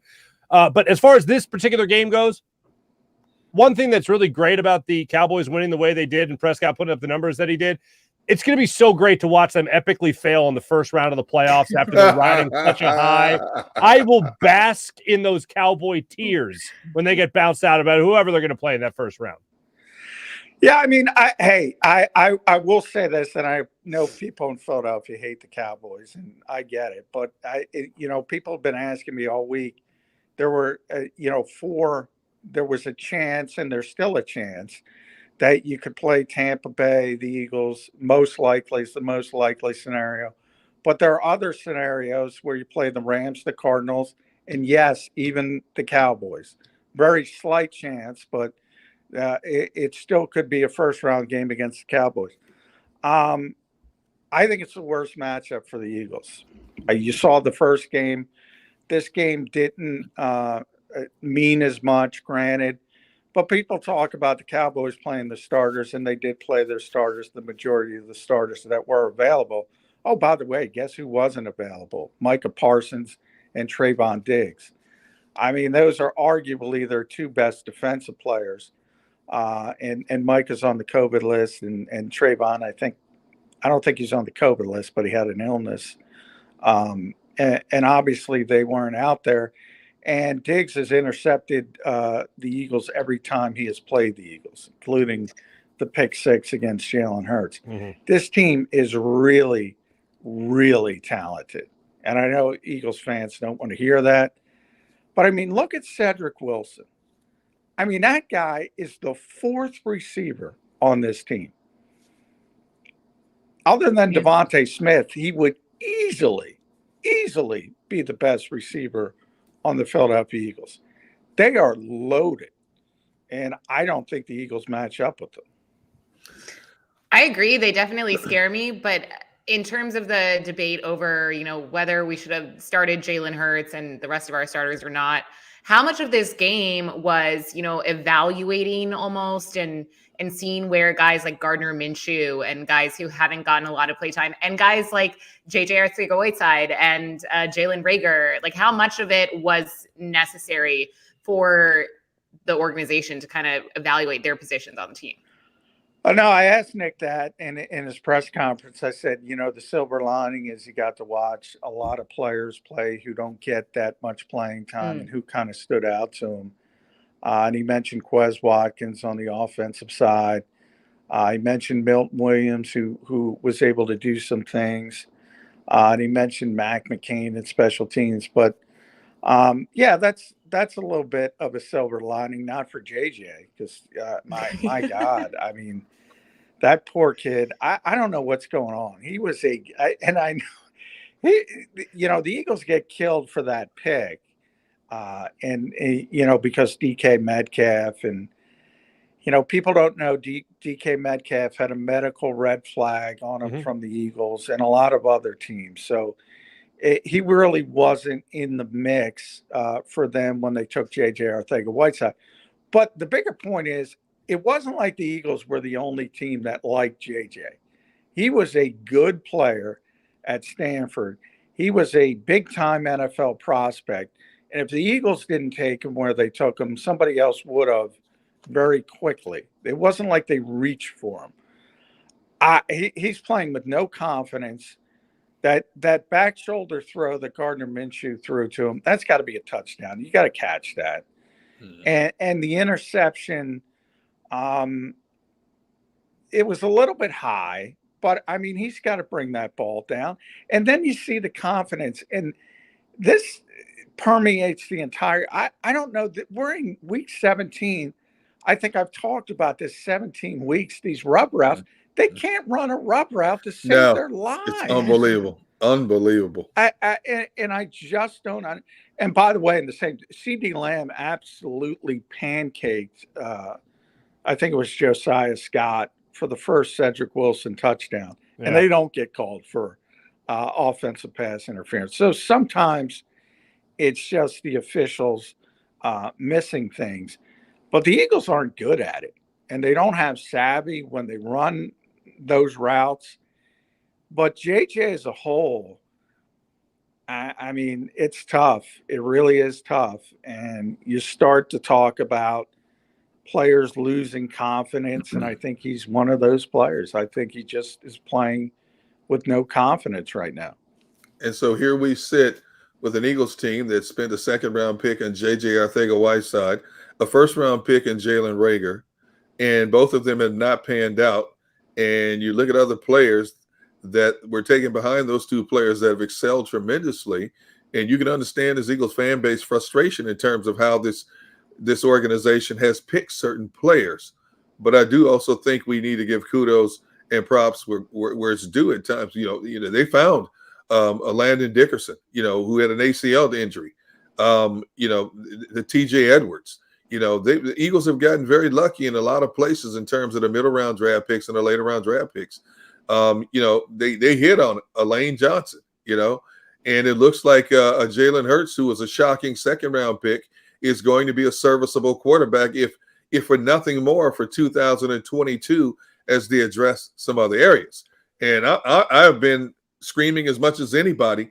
The overall draft process in recent years has been inconsistent at best, but they have found some diamonds in the rough that have really shined for this organization in recent years as well. Yeah, no question about it. I mean, the draft this year looks really, really good. And you know how this works, Deacon. If you miss on your first round picks, it doesn't matter what you do in your other picks. People just look at first round picks and say, and I got a lot of heat this week for calling Howie Roseman one of the best general managers in football. But what people don't understand is, that's a big job. It's not just a big part of it is talent evaluation, no question about it, maybe the biggest part. But there's other parts. We just talked about Jeff Stoutland. Well, who got Jeff Stoutland here? Who kept him here through 3 coaching staffs? Who stopped him to go from Alabama? That's Howie Roseman. Who got 3 first-round picks? Who made that trade with the Miami Dolphins to get not only Devontae Smith, but he got an extra first-round pick upcoming in April? All these things, the salary cap, all these things, whether Albert Breer comes out with his future general managers list and there's 30 names on it and 3 come from the Philadelphia front office, Catherine Race, Brandon Brown, Ian Cunningham. Who do you think hired those people? Who do you think brings them up? That's why Jeffrey Lurie says, we're a GM factory now. Before it was Andrew Berry and Joe Douglas. This is a very, and D. Gunn can speak to this as well, this is a very well-regarded front office in the league. In the league, there's tremendous respect for the way the Eagles do business. So when you look at the most obvious one being Jalen Reagor versus Justin Jefferson, nobody's telling you the Eagles made the right choice. That's stipulated. They made an awful decision. But guess where Minnesota is? Not in the playoffs. And they're going to fire their head coach on Monday. There are bigger decisions than one player in one position. And everybody from Bill Belichick on down has missed on first-round draft picks. Every single general manager, every single one of them. And sometimes you can put too much stock in having X amount of first round picks. I mean, you look at the New England Patriots organization when they had Tom Brady at the helm. This was an organization that didn't care about draft picks whatsoever. They would trade draft picks in a minute to get a proven player already to put them in their scheme, whether it was an offense or defense. And they are the only team for a span of more than a decade where that formula worked. Now you look at a team like the Rams who are trying to emulate them in some ways. Rams have given up a lot of draft picks to go out and get a Von Miller to go along with an Aaron Donald and Jalen Ramsey. They're all in now, trying to win it now. They made a switch at quarterback, getting rid of Jared Goff and bringing in Matthew Stafford. Unfortunately, Robert Woods is hurt, which would have really complemented a heck of an arsenal of offensive players. So the Rams are trying to win it now. Now, will that formula work for them as well? We're going to find out when the playoffs start. It didn't work last year when they got bounced from the playoffs a lot earlier than they were expecting. Now we're going to find out if the formulas work for them this year. But the New England Patriots are the only team that have been able to forego draft picks, grab other people's players, and keep that train moving. They identify in a hurry proven players that fit their schemes on both sides of the football. When you look at a lot of the Super Bowls that Brady has won, look at the clientele of receivers he was throwing to for the most part. He wasn't throwing to the likes of Julio Jones and Devontae Adams and all these guys. He was getting second, third tier receivers. You know, he had a Julian Edelman. Okay. You know, he had guys like that. But he had great tight end. Now, they put a lot of stock into the tight end, but they also felt we can use running backs by committee, you know, the James Whites and running backs like that. And when we use them up, we'll go get another one. You know, forget the draft picks. Let's bottle the draft picks up. You know, that formula works for them. Other teams have tried it and failed. But I think a lot of people, too, also forget, John, what Howie Roseman did for this organization in terms of 4 years ago when he hit on everything strategically to put together a Super Bowl team. He gave the city something that they had never had before, which was a Super Bowl championship. And yes, it has been 4 years removed.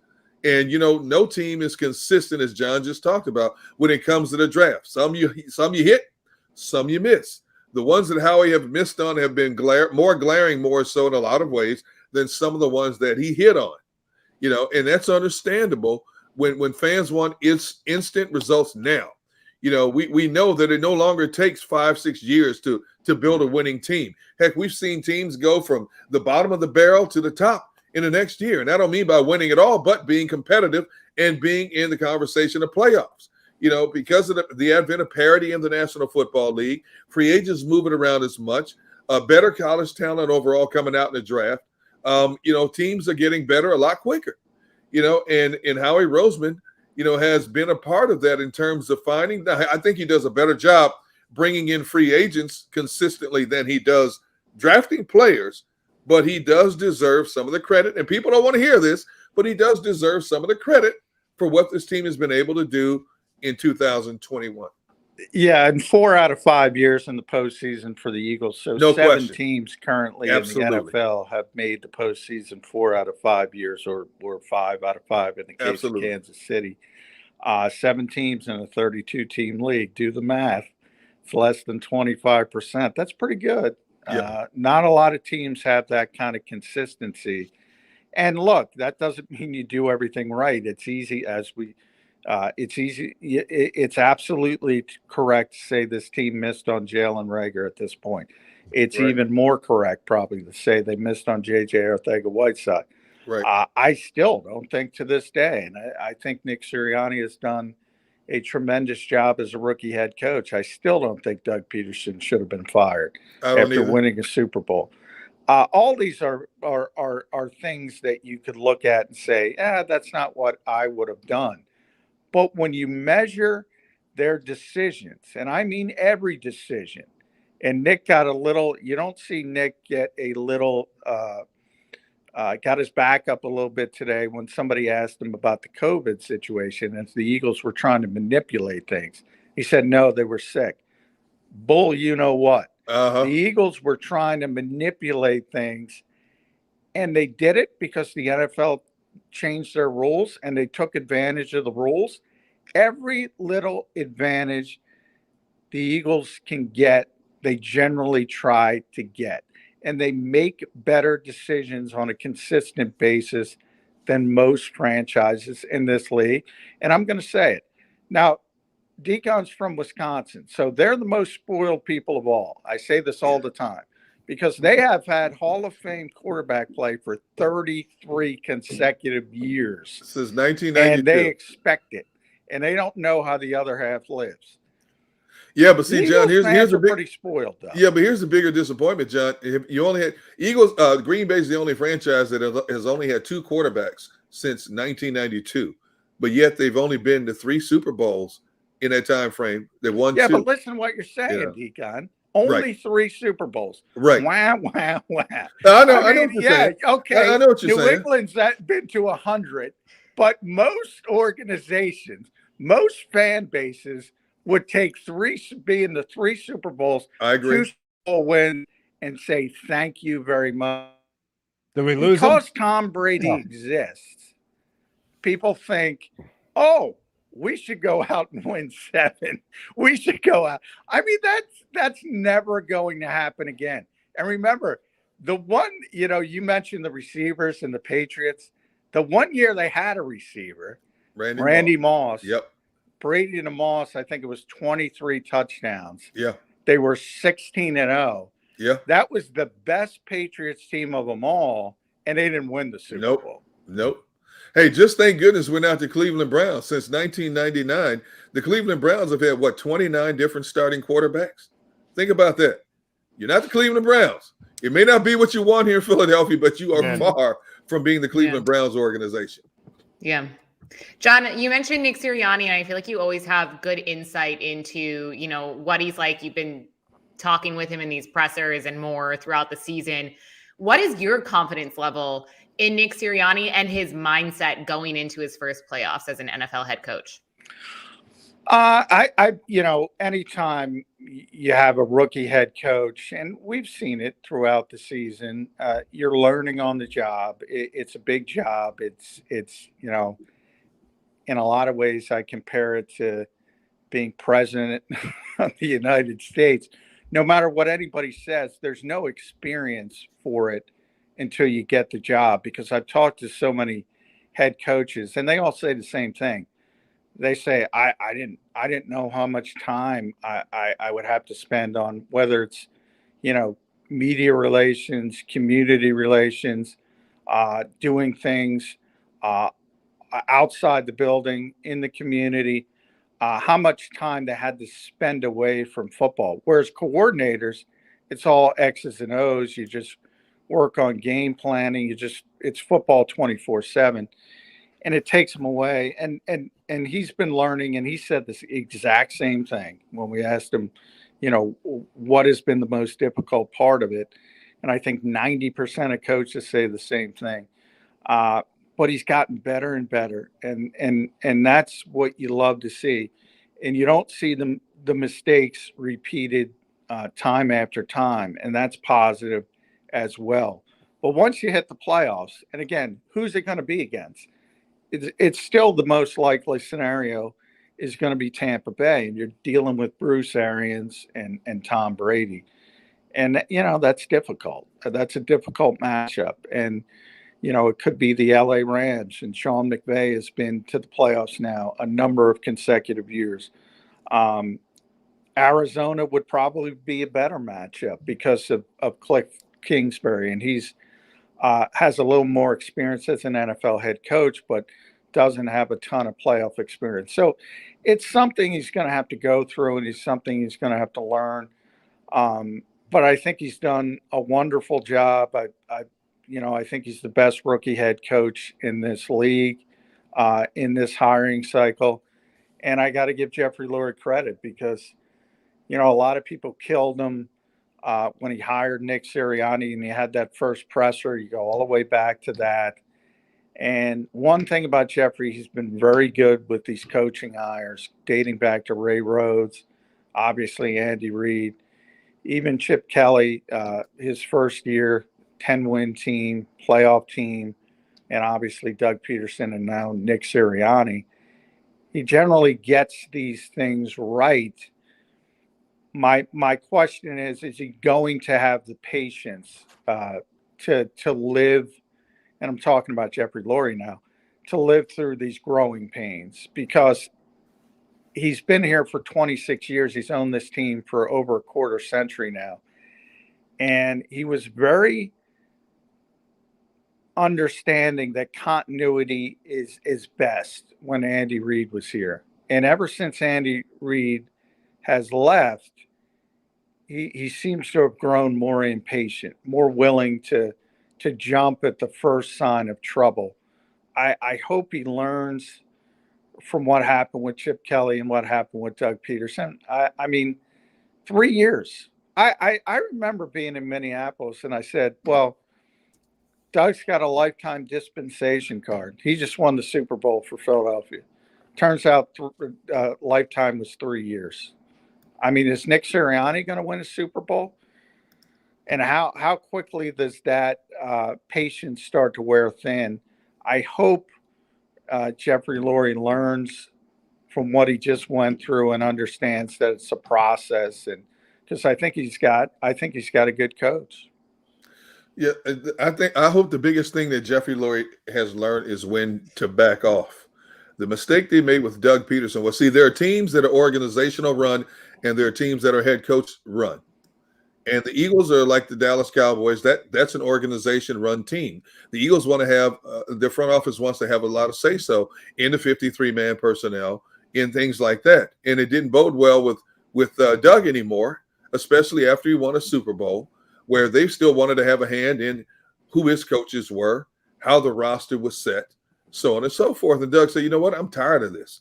You know, in so many words. And I'm not quoting Doug verbatim, but you could be. You could be, D-Guy, because that's exactly what happened. I'm not gonna get into all that because I don't want the Eagles organization calling me saying, "Hey, why'd you bring this up?" What basically what it came down to was, wait a minute, I just gave you something that your organization never had, which was that Vince Lombardi trophy, and you still want to ride roughshod over what I'm trying to do.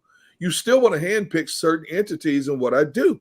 I think I've proven to you that I'm capable of doing certain things, but the organization still wanted to have a definitive hand in what happens on the field. So, when you talk about what you hope Jeffrey Lurie has learned and what Howie Roseman has learned, I hope they've learned that if Nick Sirianni gets to a point to where he wins a Super Bowl championship for this organization, and if he wants to have a little bit more input in certain things, that they give him more leeway than they were willing to give his predecessor. Yeah, I agree with that. And one thing, it's a give and take. It really is, because, I know this organization worked very hard to get Nick to be on board with Jeff Stoutland to come back. And, I don't know if you remember, but in the offseason, Bruce Feldman, who's one of the best college football reporters in the country, reported that Jeff Stoutland was on his way back to Alabama. And he was on his way back to Alabama. Now he jokes about it and says it's his wife who didn't want to leave and didn't want to go back. But he was going back, and the Eagles convinced him not to. And that was the organization. And that's where Jeffrey Lurie and Howie Roseman deserve credit. Now, in other instances, look, when you want to fire guys, and you want to scapegoat guys, and that's what happened. And I know we're going down a rabbit hole, but that's what happened with Mike Rowe and Carson Walsh, and last year was Press Taylor and Matt Burke. You got to let the head coach have his guys, and then if it doesn't work, then you point at the head coach. Right. Can we go back to listing things we liked about Wisconsin? Okay, cheese curds, bratwurst. Titletown, the ice luge they have in Titletown. Never had a cheese curd in my life. Oh my God, cheese curds are amazing. I love brats. John, just real quick, Miles Sanders, a chance to come back, play in the playoffs. What are we thinking for Miles Sanders? Yeah, I mean, the Eagles didn't put him on injured reserve, and they did that for a reason. They were hopeful of getting him back for the playoffs. He had surgery. I don't know. It seems really, really quick to me. So maybe if they can pull off an upset and they go further in the playoffs, I think it's more likely. I would be shocked if we see Miles Sanders in the first round of the playoffs. I hope I'm wrong. We'll get a better indication as they get back to work this week. by Wednesday. I don't expect him to be out there, though. The good news is, though, you will have Jordan Howard, you will have Boston Scott, and Kenny Gainwell was probably maybe the best Eagles player today. Now, the offensive line helped with that, but he showed a lot of juice, and he's obviously a rookie player, and he had that little lull midway through the season. Maybe that helped his legs get through the rookie wall, so he can help you as well. And we know this. I mean, the Eagles ran for well over 100 yards again today with the backup running backs, and Kenny Gainwell and Jason Huntley is getting elevated from the practice squad. We mentioned all the offensive linemen, and they're still at 149. They average 161. They're still at 149. So that's pretty good. Unbelievable. John, always great catching up as per usual. John McMullen joining us from Lincoln Financial Field. Hope to catch up with you again next week following an Eagles playoff victory. How about that? It's possible. Hey, Tampa Bay, too. You don't want Tom Brady and Bruce Arians, but they're banged up. You know what? I would rather play Tampa Bay, and I've said this a number of times. I would want to play Tampa Bay first. I think you could catch Tampa Bay at the right time right now.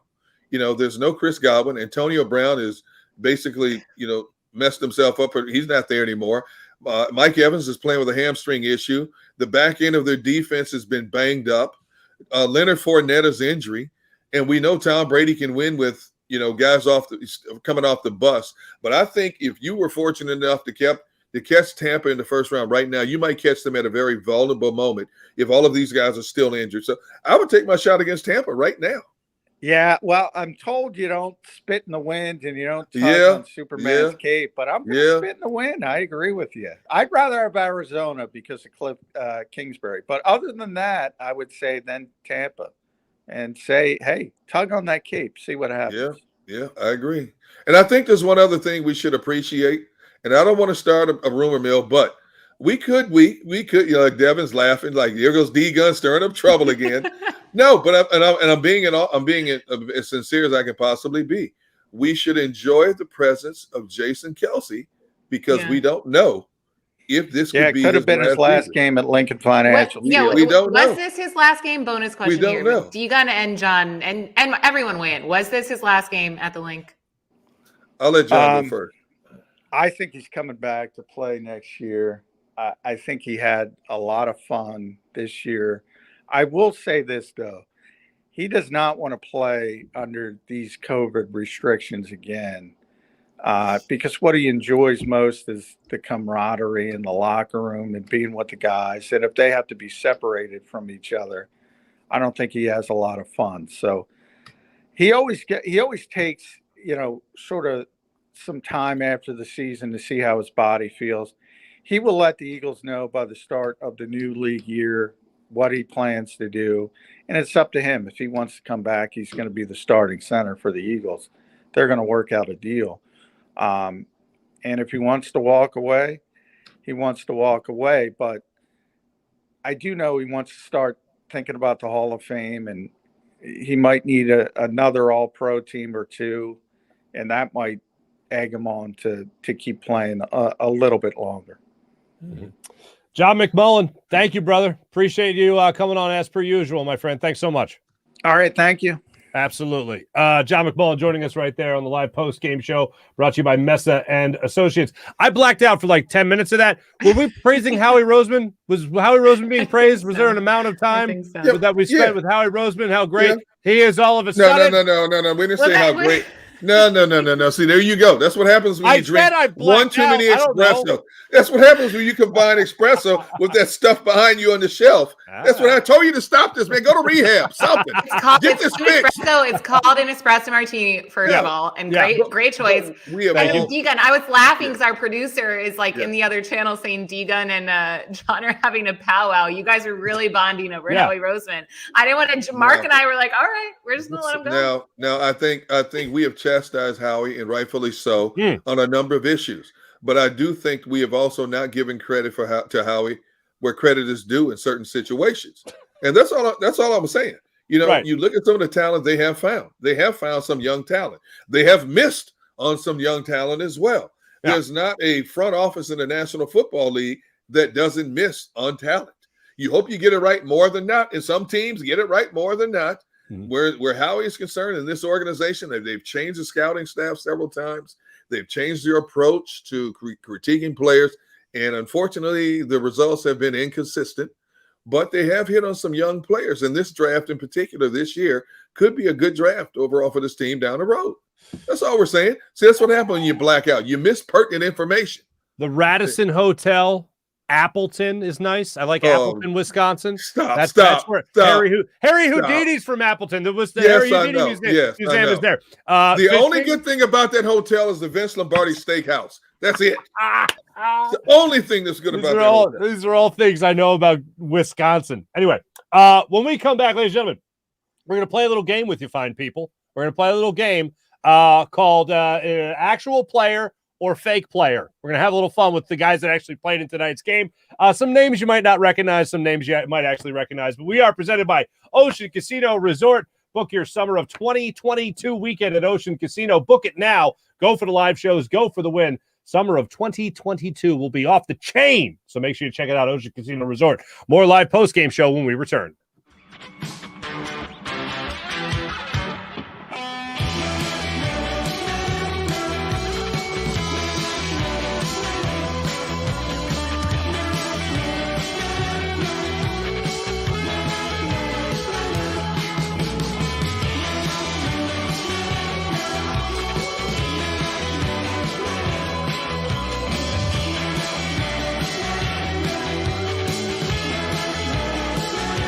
At Stateside Vodka, every new customer gets the world's best rocks glass, free.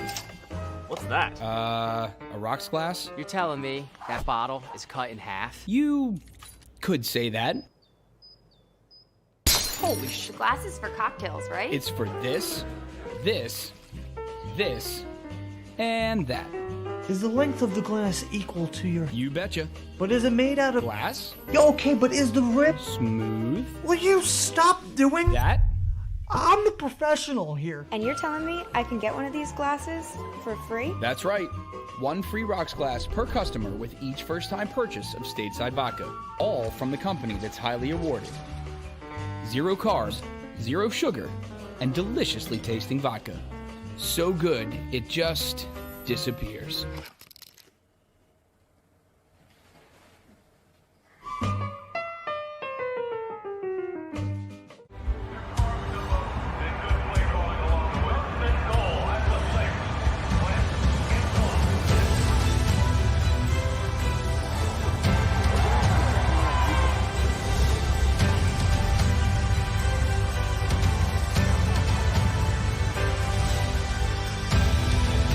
Field of life, First Trust Bank is there for you.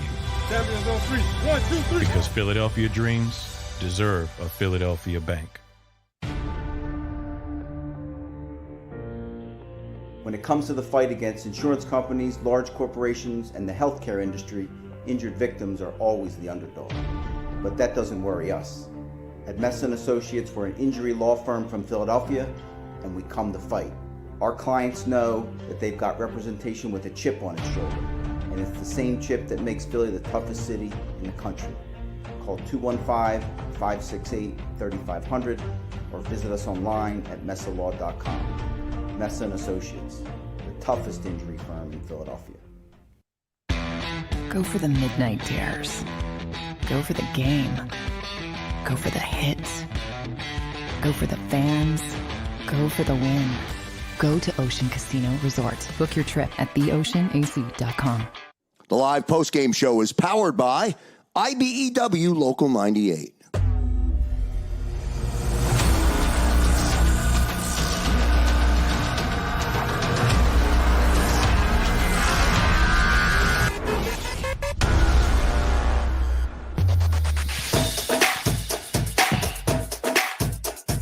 Welcome back, live post-game show. Mark Farzetta, Derek Gunn, Devin Caney with you. Don't forget, grab a Stateside Vodka soda and try the new Surfside Iced Tea by Stateside Vodka. See the scroll below and use the code JAKIB for 15% off the very popular Stateside Vodka soda. Go to statesidevodka.com. Also, make sure you check out the JAKIB Media Twitter handle and find out how you can win a Devontae Smith jersey. Not too bad. Giving away some of those. So make sure you check out the JAKIB Media Twitter page and find out how you could win a fine jersey of Devontae Smith. Real quick, folks, let's have some fun here for a second here. You guys want to play fake or real? Just real quick. You guys want to play this game for just indulge me for just a second here? Just tell me if this is a real player that played tonight or I'm just totally making it up, okay? Fake or real? Devin, I'll go with you first. Andre Hubbard. Fake. Fake, correct. All right, here we go. Derek Gunn. Derek Jackson. Fake. Fake, very good. Okay, Jared Maiden. Jared Maiden. Are these on either team or just the Eagles? Just the Eagles. Fake.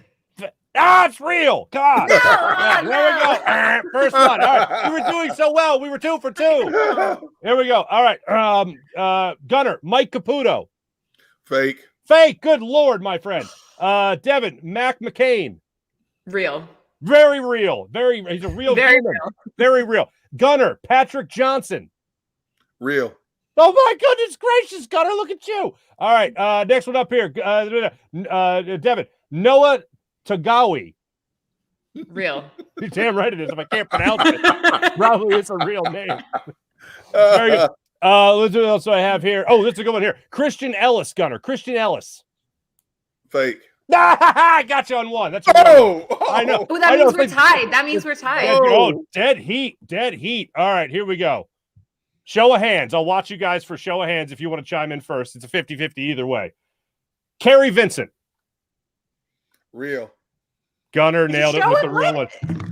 I thought I would have said real too. You just jumped in there with the.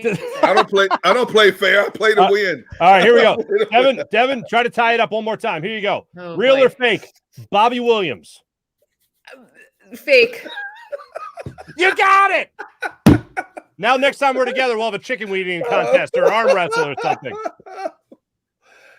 Very good. Man. I was like, you know what? How do we go? I like these people right here. Daz is trying to play. Real, fake. I'm just going to go ahead and say that you nailed every one of them, Daza. Or Daza. I don't know. We haven't met. But anyway, we got into a lot there with John McMullen joining us there on the show there briefly. I hope that Derek Gunn and John McMullen enjoy their pumpkin spice latte that they'll have together in the not too distant future. No. But I did want to say this though, yes. Pertaining to Jason Kelce. And I loved everything that John said about him. And people have asked me this, and this has been my answer. I think Jason Kelce is a thinking man's offensive lineman. When it comes down to it, it's not about money for him. It's not about a ring. He has both. The last several years, he has talked about retirement. And in all the years I've covered this game, when players start talking about retirement, that means they're closing in on retirement. For Jason Kelce, it has to come down to mental, physical, and emotional elements of the game. Does he still enjoy playing the game? Does he still enjoy playing Jedi mind tricks with his body and mind to get himself up to go through the rigors of OTAs, training camp, another season? How does he perceive this team moving forward? I think if you step back and look at this team now, there's a good young nucleus of players, and they don't have to take 2 steps back to get 2 steps ahead. They can win next season with the nucleus that they have in place, and that includes the young players coming back and some of the veterans that will be back on this team in 2022. The Eagles will have more cap money to play with, and Howie Roseman does a good job in terms of utilizing the cap to his advantage. They have 3 first-round draft picks. If they hold on to them, they can build another young nucleus of players around that. I think for Jason, it's about quality of life. He has 2 young kids now, and we hear so many players that talk about how they want to be able to run and play with their kids when they're done with this game. They want to be able to walk, and when they get to their 50s without the assistance of a cane or a wheelchair. And when you think about the CTE factor that has been so prevalent and prominent in the National Football League over the last 10 years, and we've seen some of the devastating results from CTE. We've also watched a number of young players in their 20s walk away from the game in recent years for the fear of CTE long term. So Jason Kelce has achieved everything he wants to achieve, and I do believe he's going to be a first ballot Hall of Famer when his time comes. Jason Kelce can walk away right now and not look back, knowing that he gave everything he had to this organization. When people wanted to quit on him on the outside looking in, the organization never quit on Jason Kelce. He will never forget that. He will be a legend in this city for the rest of time. He has his ring. He's going to be in the Hall of Fame. He has his money.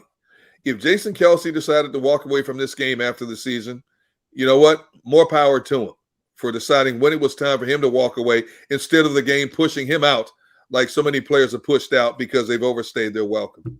So that's where I think Jason Kelce is with this. Like Mark just said, John just said, he will let the Eagles know in ample amount of time if he's going to come back in 2022. If he decides to ride off to the sunset, you know what?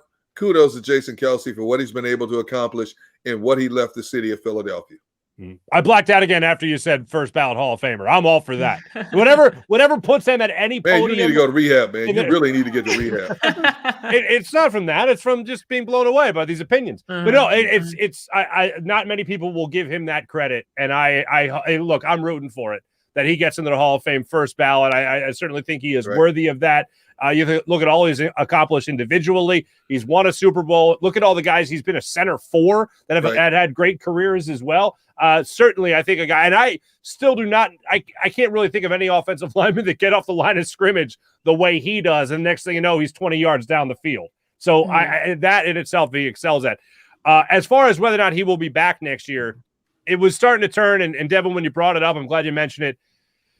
Going into this game, obviously, in the conversation of whether or not it will be his last game at Lincoln Financial Field, I don't think it will be. I think he will return next season. And the reason mostly is because I don't think this is a year that you leave on. I think if it's a retooling or rebuilding year and you already got to the playoffs with this younger core, excluding Jason Kelce himself, but you saw a lot of promise from Jalen Hurts. You have those 3 first-round picks coming in next year, whether they be defensive or offensive, whether you trade one for next year, whatever it might be. You have a team that showed a huge upside. If you're Jason Kelce, you're thinking to yourself, 34 years old, you'll be 35 in the middle of next season. Why not stick it out for one more year?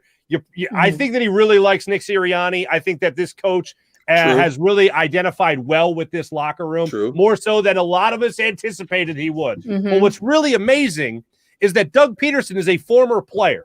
Nick Sirianni played, D3 college? He's been a coach for a longer amount of time than Doug Peterson in the NFL before he became an actual head coach. But I think Nick Sirianni has done something that I did not expect at all. He identified with this locker room of players, obviously, faster than anybody I could have ever imagined identified with him. I think the fact that he's so young has a big part of that. But I also think he just knows how to motivate players. And I think when you're around somebody, and Devin, I know you like to equate him to Ted Lasso a lot. When you're around somebody like that is that optimistic or that happy-go-lucky, sometimes that type of vibe is contagious. Did the second half of the season, did that schedule help? Absolutely, it helped. But he put these players in that position to take advantage of that second half of the schedule because, as we all know, you can only play who's in front of you. But when you take this team, they never bowed down to the rest of that schedule and became one of those teams that those other teams were looking forward to playing. Washington couldn't look at the Eagles and go, oh, well, at least we got the Eagles on the schedule. That's a win. No, they rose above that to become a playoff team, which bottom line is all that matters. Yeah, I totally agree. And Deegan, back to your point of, if he doesn't come back next year, we have a lot of young talent and we'll be okay in the long run. But I would like to see Jason Kelce return at least for one more season because of what you both just said. This is such a young team. And I think what clicked is we found our identity. Nick Sirianni figured it out. Jalen Hurts figured it out.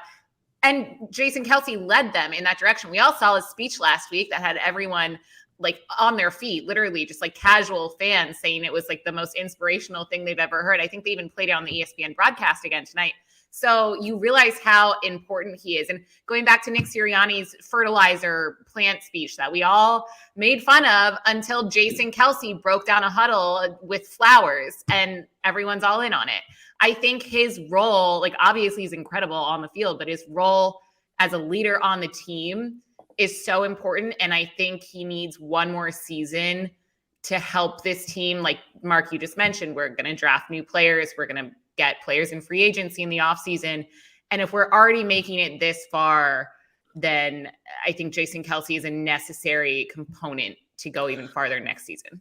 When I was on a pregame show with, Tim McManus earlier today on 97.5, he and I and Hunter Brody, we discussed this topic, and Tim brought something up, and I said, you know what? I completely missed it.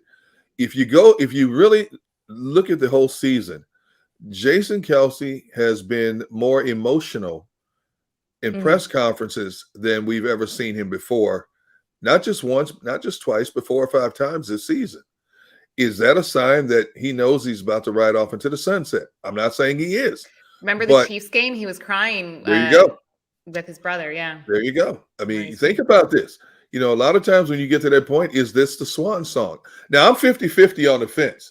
There's a part of me that believes he's going to come back for one more year just to see what they can do in 2022 with an improved roster that we all assume is going to happen, an improved roster. But in all the years that I've covered this game and all the players I've talked to who finally decided to bow out, the signs are there. He's been talking about it. Things have been a little bit more emotional, more passionate for him in a lot of ways. And it's going to be brought up again. Is this the last time we got a chance to see Jason Kelce at Lincoln Financial Field? Even though he was only on the field for one play, was this the last time he put on the Philadelphia Eagles uniform at Lincoln Financial Field? And we're going to find out soon enough. I would imagine we're going to find out before free agency starts what Jason Kelce wants to do. And that's why I say I'm 50-50 on the fence. Whatever he decides, I won't be surprised, and more power to him. Interesting to talk about the emotions that he always goes through, because as we know, he's a very emotional guy. Is he so emotional where it's something that he would want to go through knowing it was the last hurrah? Like with all the speeches that he has given and all the times he's addressed the locker room and like Nick Sirianni allowing him to address the locker room at the NovaCare complex and the bubble and all that. I wonder if it's almost something Jason Kelce would use as motivation for the rest of the team. Like, is it something that would come out maybe in the early goings of a season that wasn't going the way it should have, where guys, this is my last year. I'm going to give you everything I have. Like I know that commonplace, or, it's common to say it in the offseason. And as John McMullen said to us when he was on, saying that he's going to let the Eagles know with ample time. I wouldn't be shocked at all. I would almost expect it, a guy like Jason Kelce, to say this is going to be my last year and not that was my last year. Like, I wouldn't put it past him to go through that. And I know sometimes it gets watered down by calling it a, what do you call it? The farewell tour. I don't necessarily think of it like that with Jason Kelce, but I think he would want to know. I think he'd want everyone around him to know that this was going to be it for him. And he was going to leave whatever he had at the NovaCare complex, at Lincoln Financial Field, on the Eagles 17-game schedule. Like, I think of him almost in that regard, where he would let people know before he went into it. Jason Kelce is not the kind of guy who draws attention to himself. He likes to stay low key, and he's smart enough to know that's not something you would mention to a lot of guys. Even though those are your brothers in the locker room, if he had mentioned that in September, he would have been periodically asked about this all season. There's no way that would have been kept secret all season. Players have contacts in the media. Players have other people they talk to who have contacts in the media. Oh, I'm saying he makes it public. I'm not saying he keeps that secret. But I'm saying, I'm sure he went in with the mind frame of, could this be my last year? I've talked about it for 3 years now. My kids are starting to get a little bit older. I want to be able to run and play with them. There's other things I want to do with my life, other ventures out there I might want to get into. I've served this game well. I don't owe this game anything. I've left a lot of pieces of me scattered from East Coast, West Coast, North and South. I've done it all. I've done something that a lot of players will never be able to do. I've been able to hoist that Lombardi trophy. Think about how many players play this game, not only never get to a playoff, but more importantly, never get to hoist that trophy, which is what every player plays for. He's achieved all those things. Sure. Outside of maybe wanting to possibly win another ring, or what else is there for Jason Kelce to achieve? Nothing. Absolutely not. Nothing. He's done it all. But you're right. Maybe he believes in the team or the future of this team and this group and Nick Sirianni, that he thinks he can get another ring. Maybe. And there's no question about it. There, and I don't doubt that one bit. That maybe he could wake up today, and we all change our minds. He could wake up today and say, "I don't want to play," but after the playoff game, whether they win or lose, you know what? I love the chemistry in this locker room. I think I'm going to play another season. You know, we all do this. Human nature. We all change our minds. So who knows? You know, I'm sure he's gone through the gamut of emotions all season long in terms of what he wants to do and what he wants this season to be for him. I think more so what I'm saying is, I think every year at the end of the year, we go, oh, is Jason Kelce going to announce his retirement, in the offseason? When's it coming? Is it coming? That type of thing. But I wouldn't be shocked if Jason Kelce announced before his final year, hey, guys, this is it. This is my last year. I've let the team know. I'm going to give this organization everything I have left for the last 17 games of my career, regular season games, that is. Like, I know we all talk about in the offseason, will he say it? Will he won't? I wouldn't be shocked if he actually announced that he was going into his final year.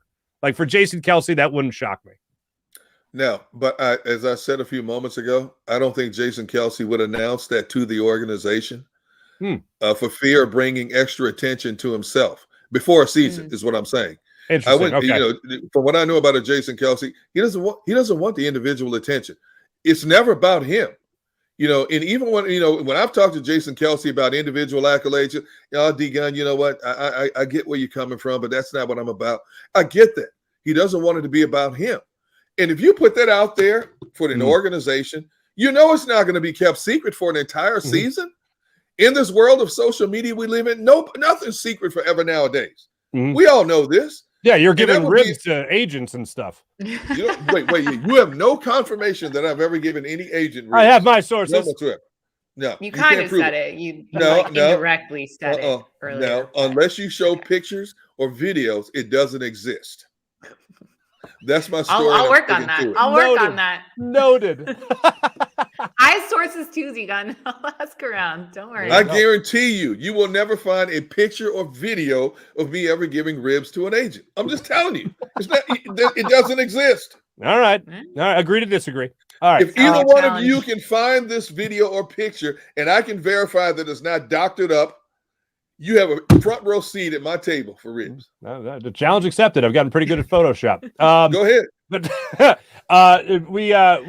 we've mentioned, and we got a couple of minutes before we got to hit our next break here.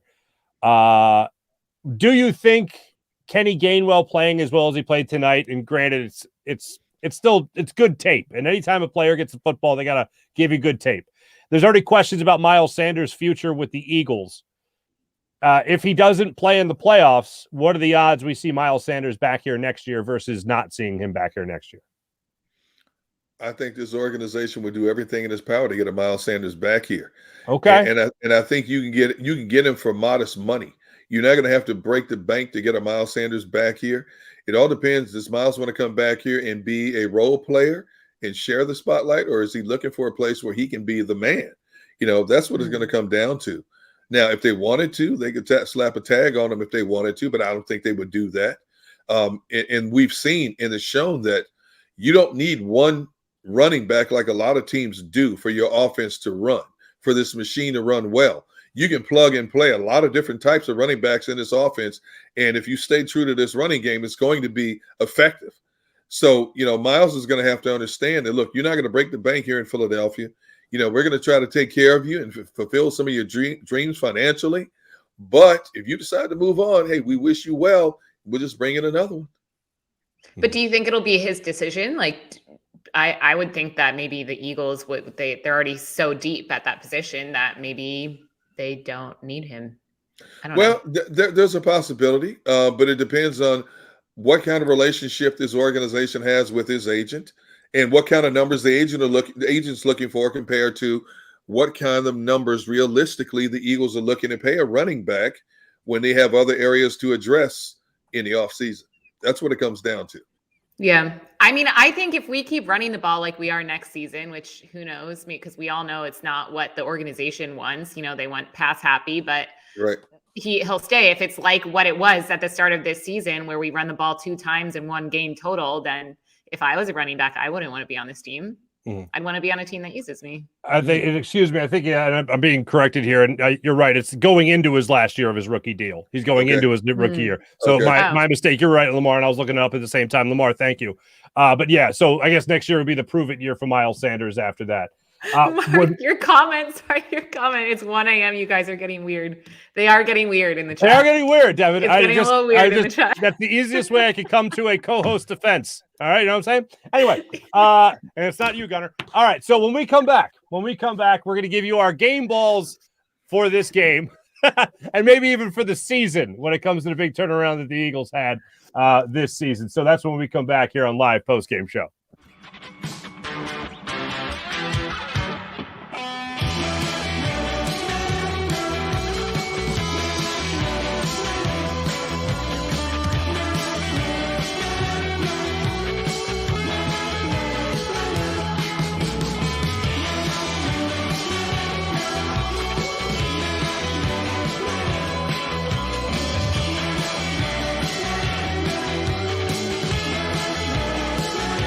At Stateside Vodka, every new customer gets the world's best rocks glass. Free. What's that? A rocks glass? You're telling me that bottle is cut in half? You could say that. Holy shit. The glass is for cocktails, right? It's for this, and that. Is the length of the glass equal to your... You betcha. But is it made out of... Glass? Yeah, okay, but is the rip... Smooth? Will you stop doing... That? I'm the professional here. And you're telling me I can get one of these glasses for free? That's right. 1 free rocks glass per customer with each first-time purchase of Stateside Vodka. All from the company that's highly awarded. 0 carbs, 0 sugar, and deliciously tasting vodka. So good, it just disappears.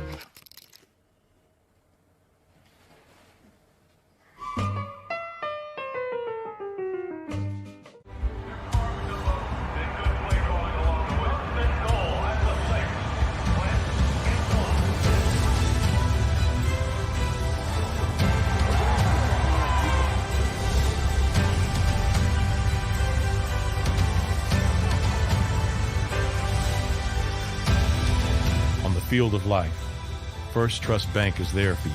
Champions on 3. 1, 2, 3. Because Philadelphia dreams deserve a Philadelphia bank.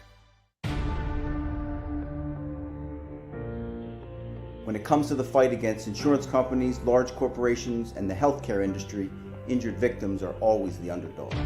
But that doesn't worry us. At Messa & Associates, we're an injury law firm from Philadelphia, and we come to fight. Our clients know that they've got representation with a chip on its shoulder, and it's the same chip that makes Philly the toughest city in the country. Call 215-568-3500 or visit us online at messalaw.com. Messa & Associates, the toughest injury firm in Philadelphia. Go for the midnight dares. Go for the game. Go for the hits. Go for the fans. Go for the win. Go to Ocean Casino Resort. Book your trip at theoceanac.com. The live postgame show is powered by IBEW Local 98.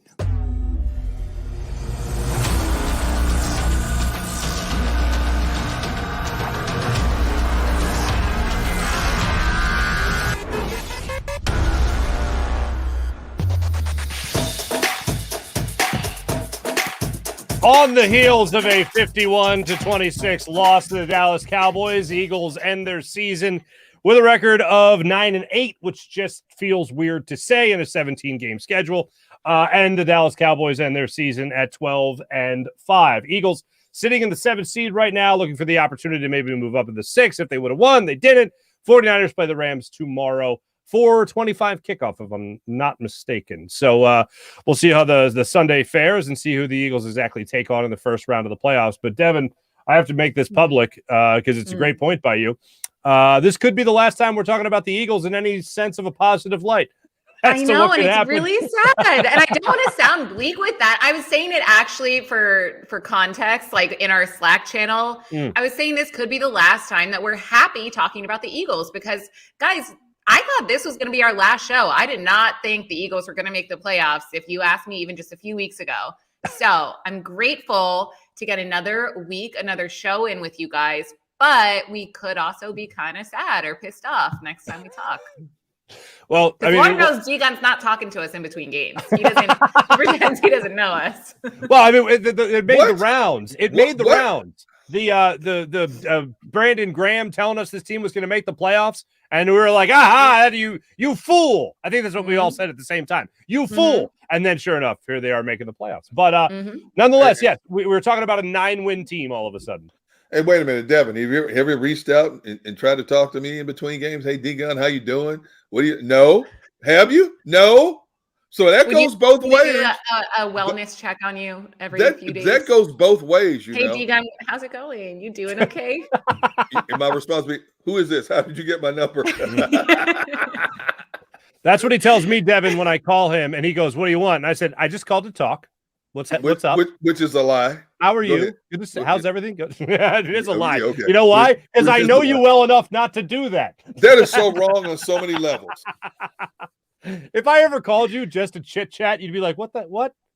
Yeah, like, I mean, what's the punchline? You constantly text in our group chat like, "No, if I see you out, I don't know you. I'm gonna pretend." You have never heard me say that. I haven't heard it. I've read it multiple times. Have never. I have never told you that. You said it might have. Okay, you said it to Mark, not me. Well, that's Mark. I've known Mark for like 10 years. Mark knows me.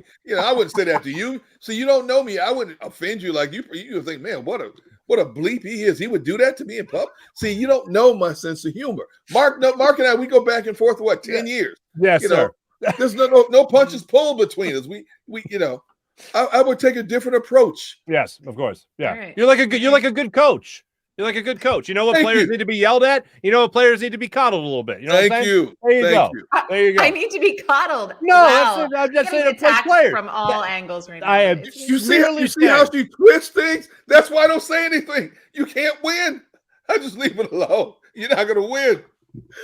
I'm just saying, D-Gun, if we're at an Eagles game and you're with like Brandon Graham and your Eagles buddies, and I'm like, hey, D-Gun, I know you. Like, what's up? You would definitely introduce you.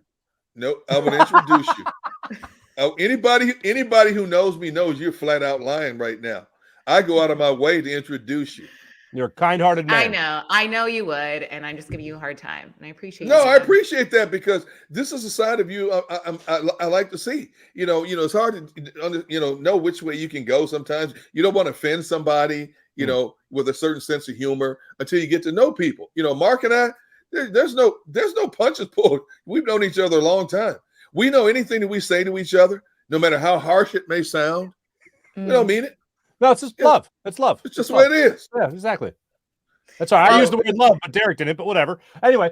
How about strong like? Strong like, exactly. Strong like. Hey, you know what? Speaking of love, who doesn't love a nice jersey, right? You want a jersey like Devontae Smith's jersey? Make sure you guys are following JAKIB Media's Twitter account. We'll let you know how you guys could win a fine Devontae Smith jersey.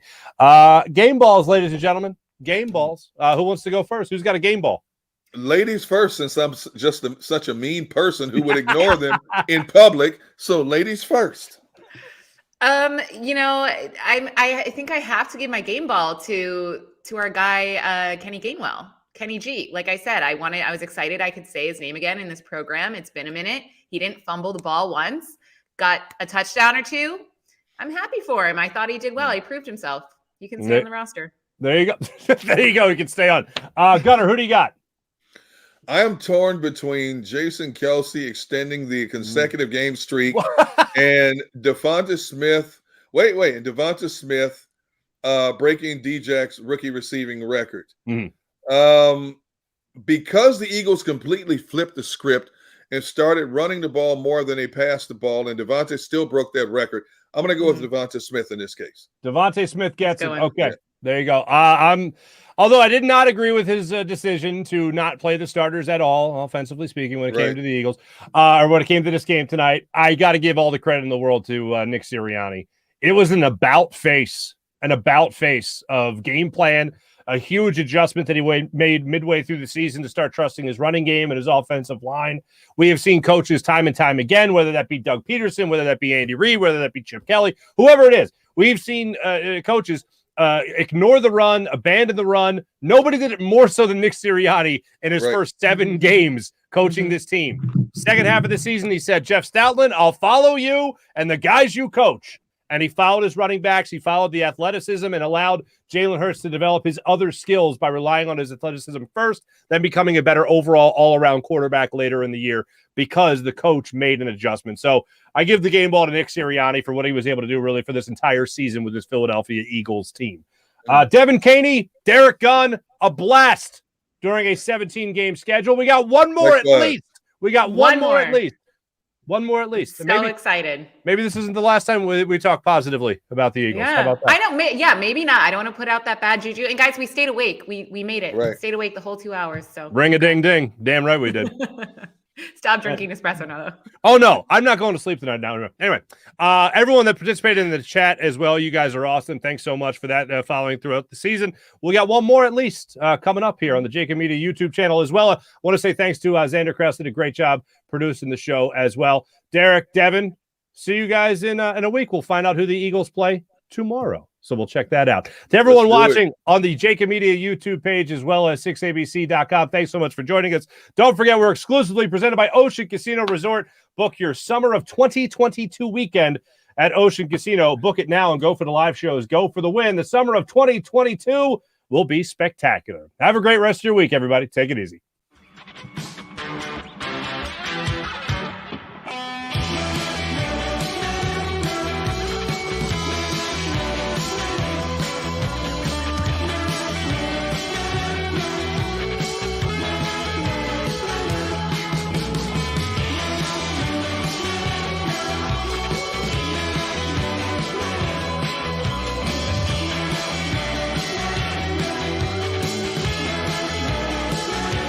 At Stateside Vodka, every new customer gets the world's best rocks glass, free. What's that? A rocks glass? You're telling me that bottle is cut in half? You could say that. Holy shit. Glass is for cocktails, right? It's for this, and that. Is the length of the glass equal to your... You betcha. But is it made out of... Glass? Yeah, okay, but is the rip... Smooth? Will you stop doing... That? I'm the professional here. And you're telling me I can get one of these glasses for free? That's right. One free rocks glass per customer with each first-time purchase of Stateside Vodka. All from the company that's highly awarded. 0 carbs, 0 sugar, and deliciously tasting vodka. So good, it just disappears.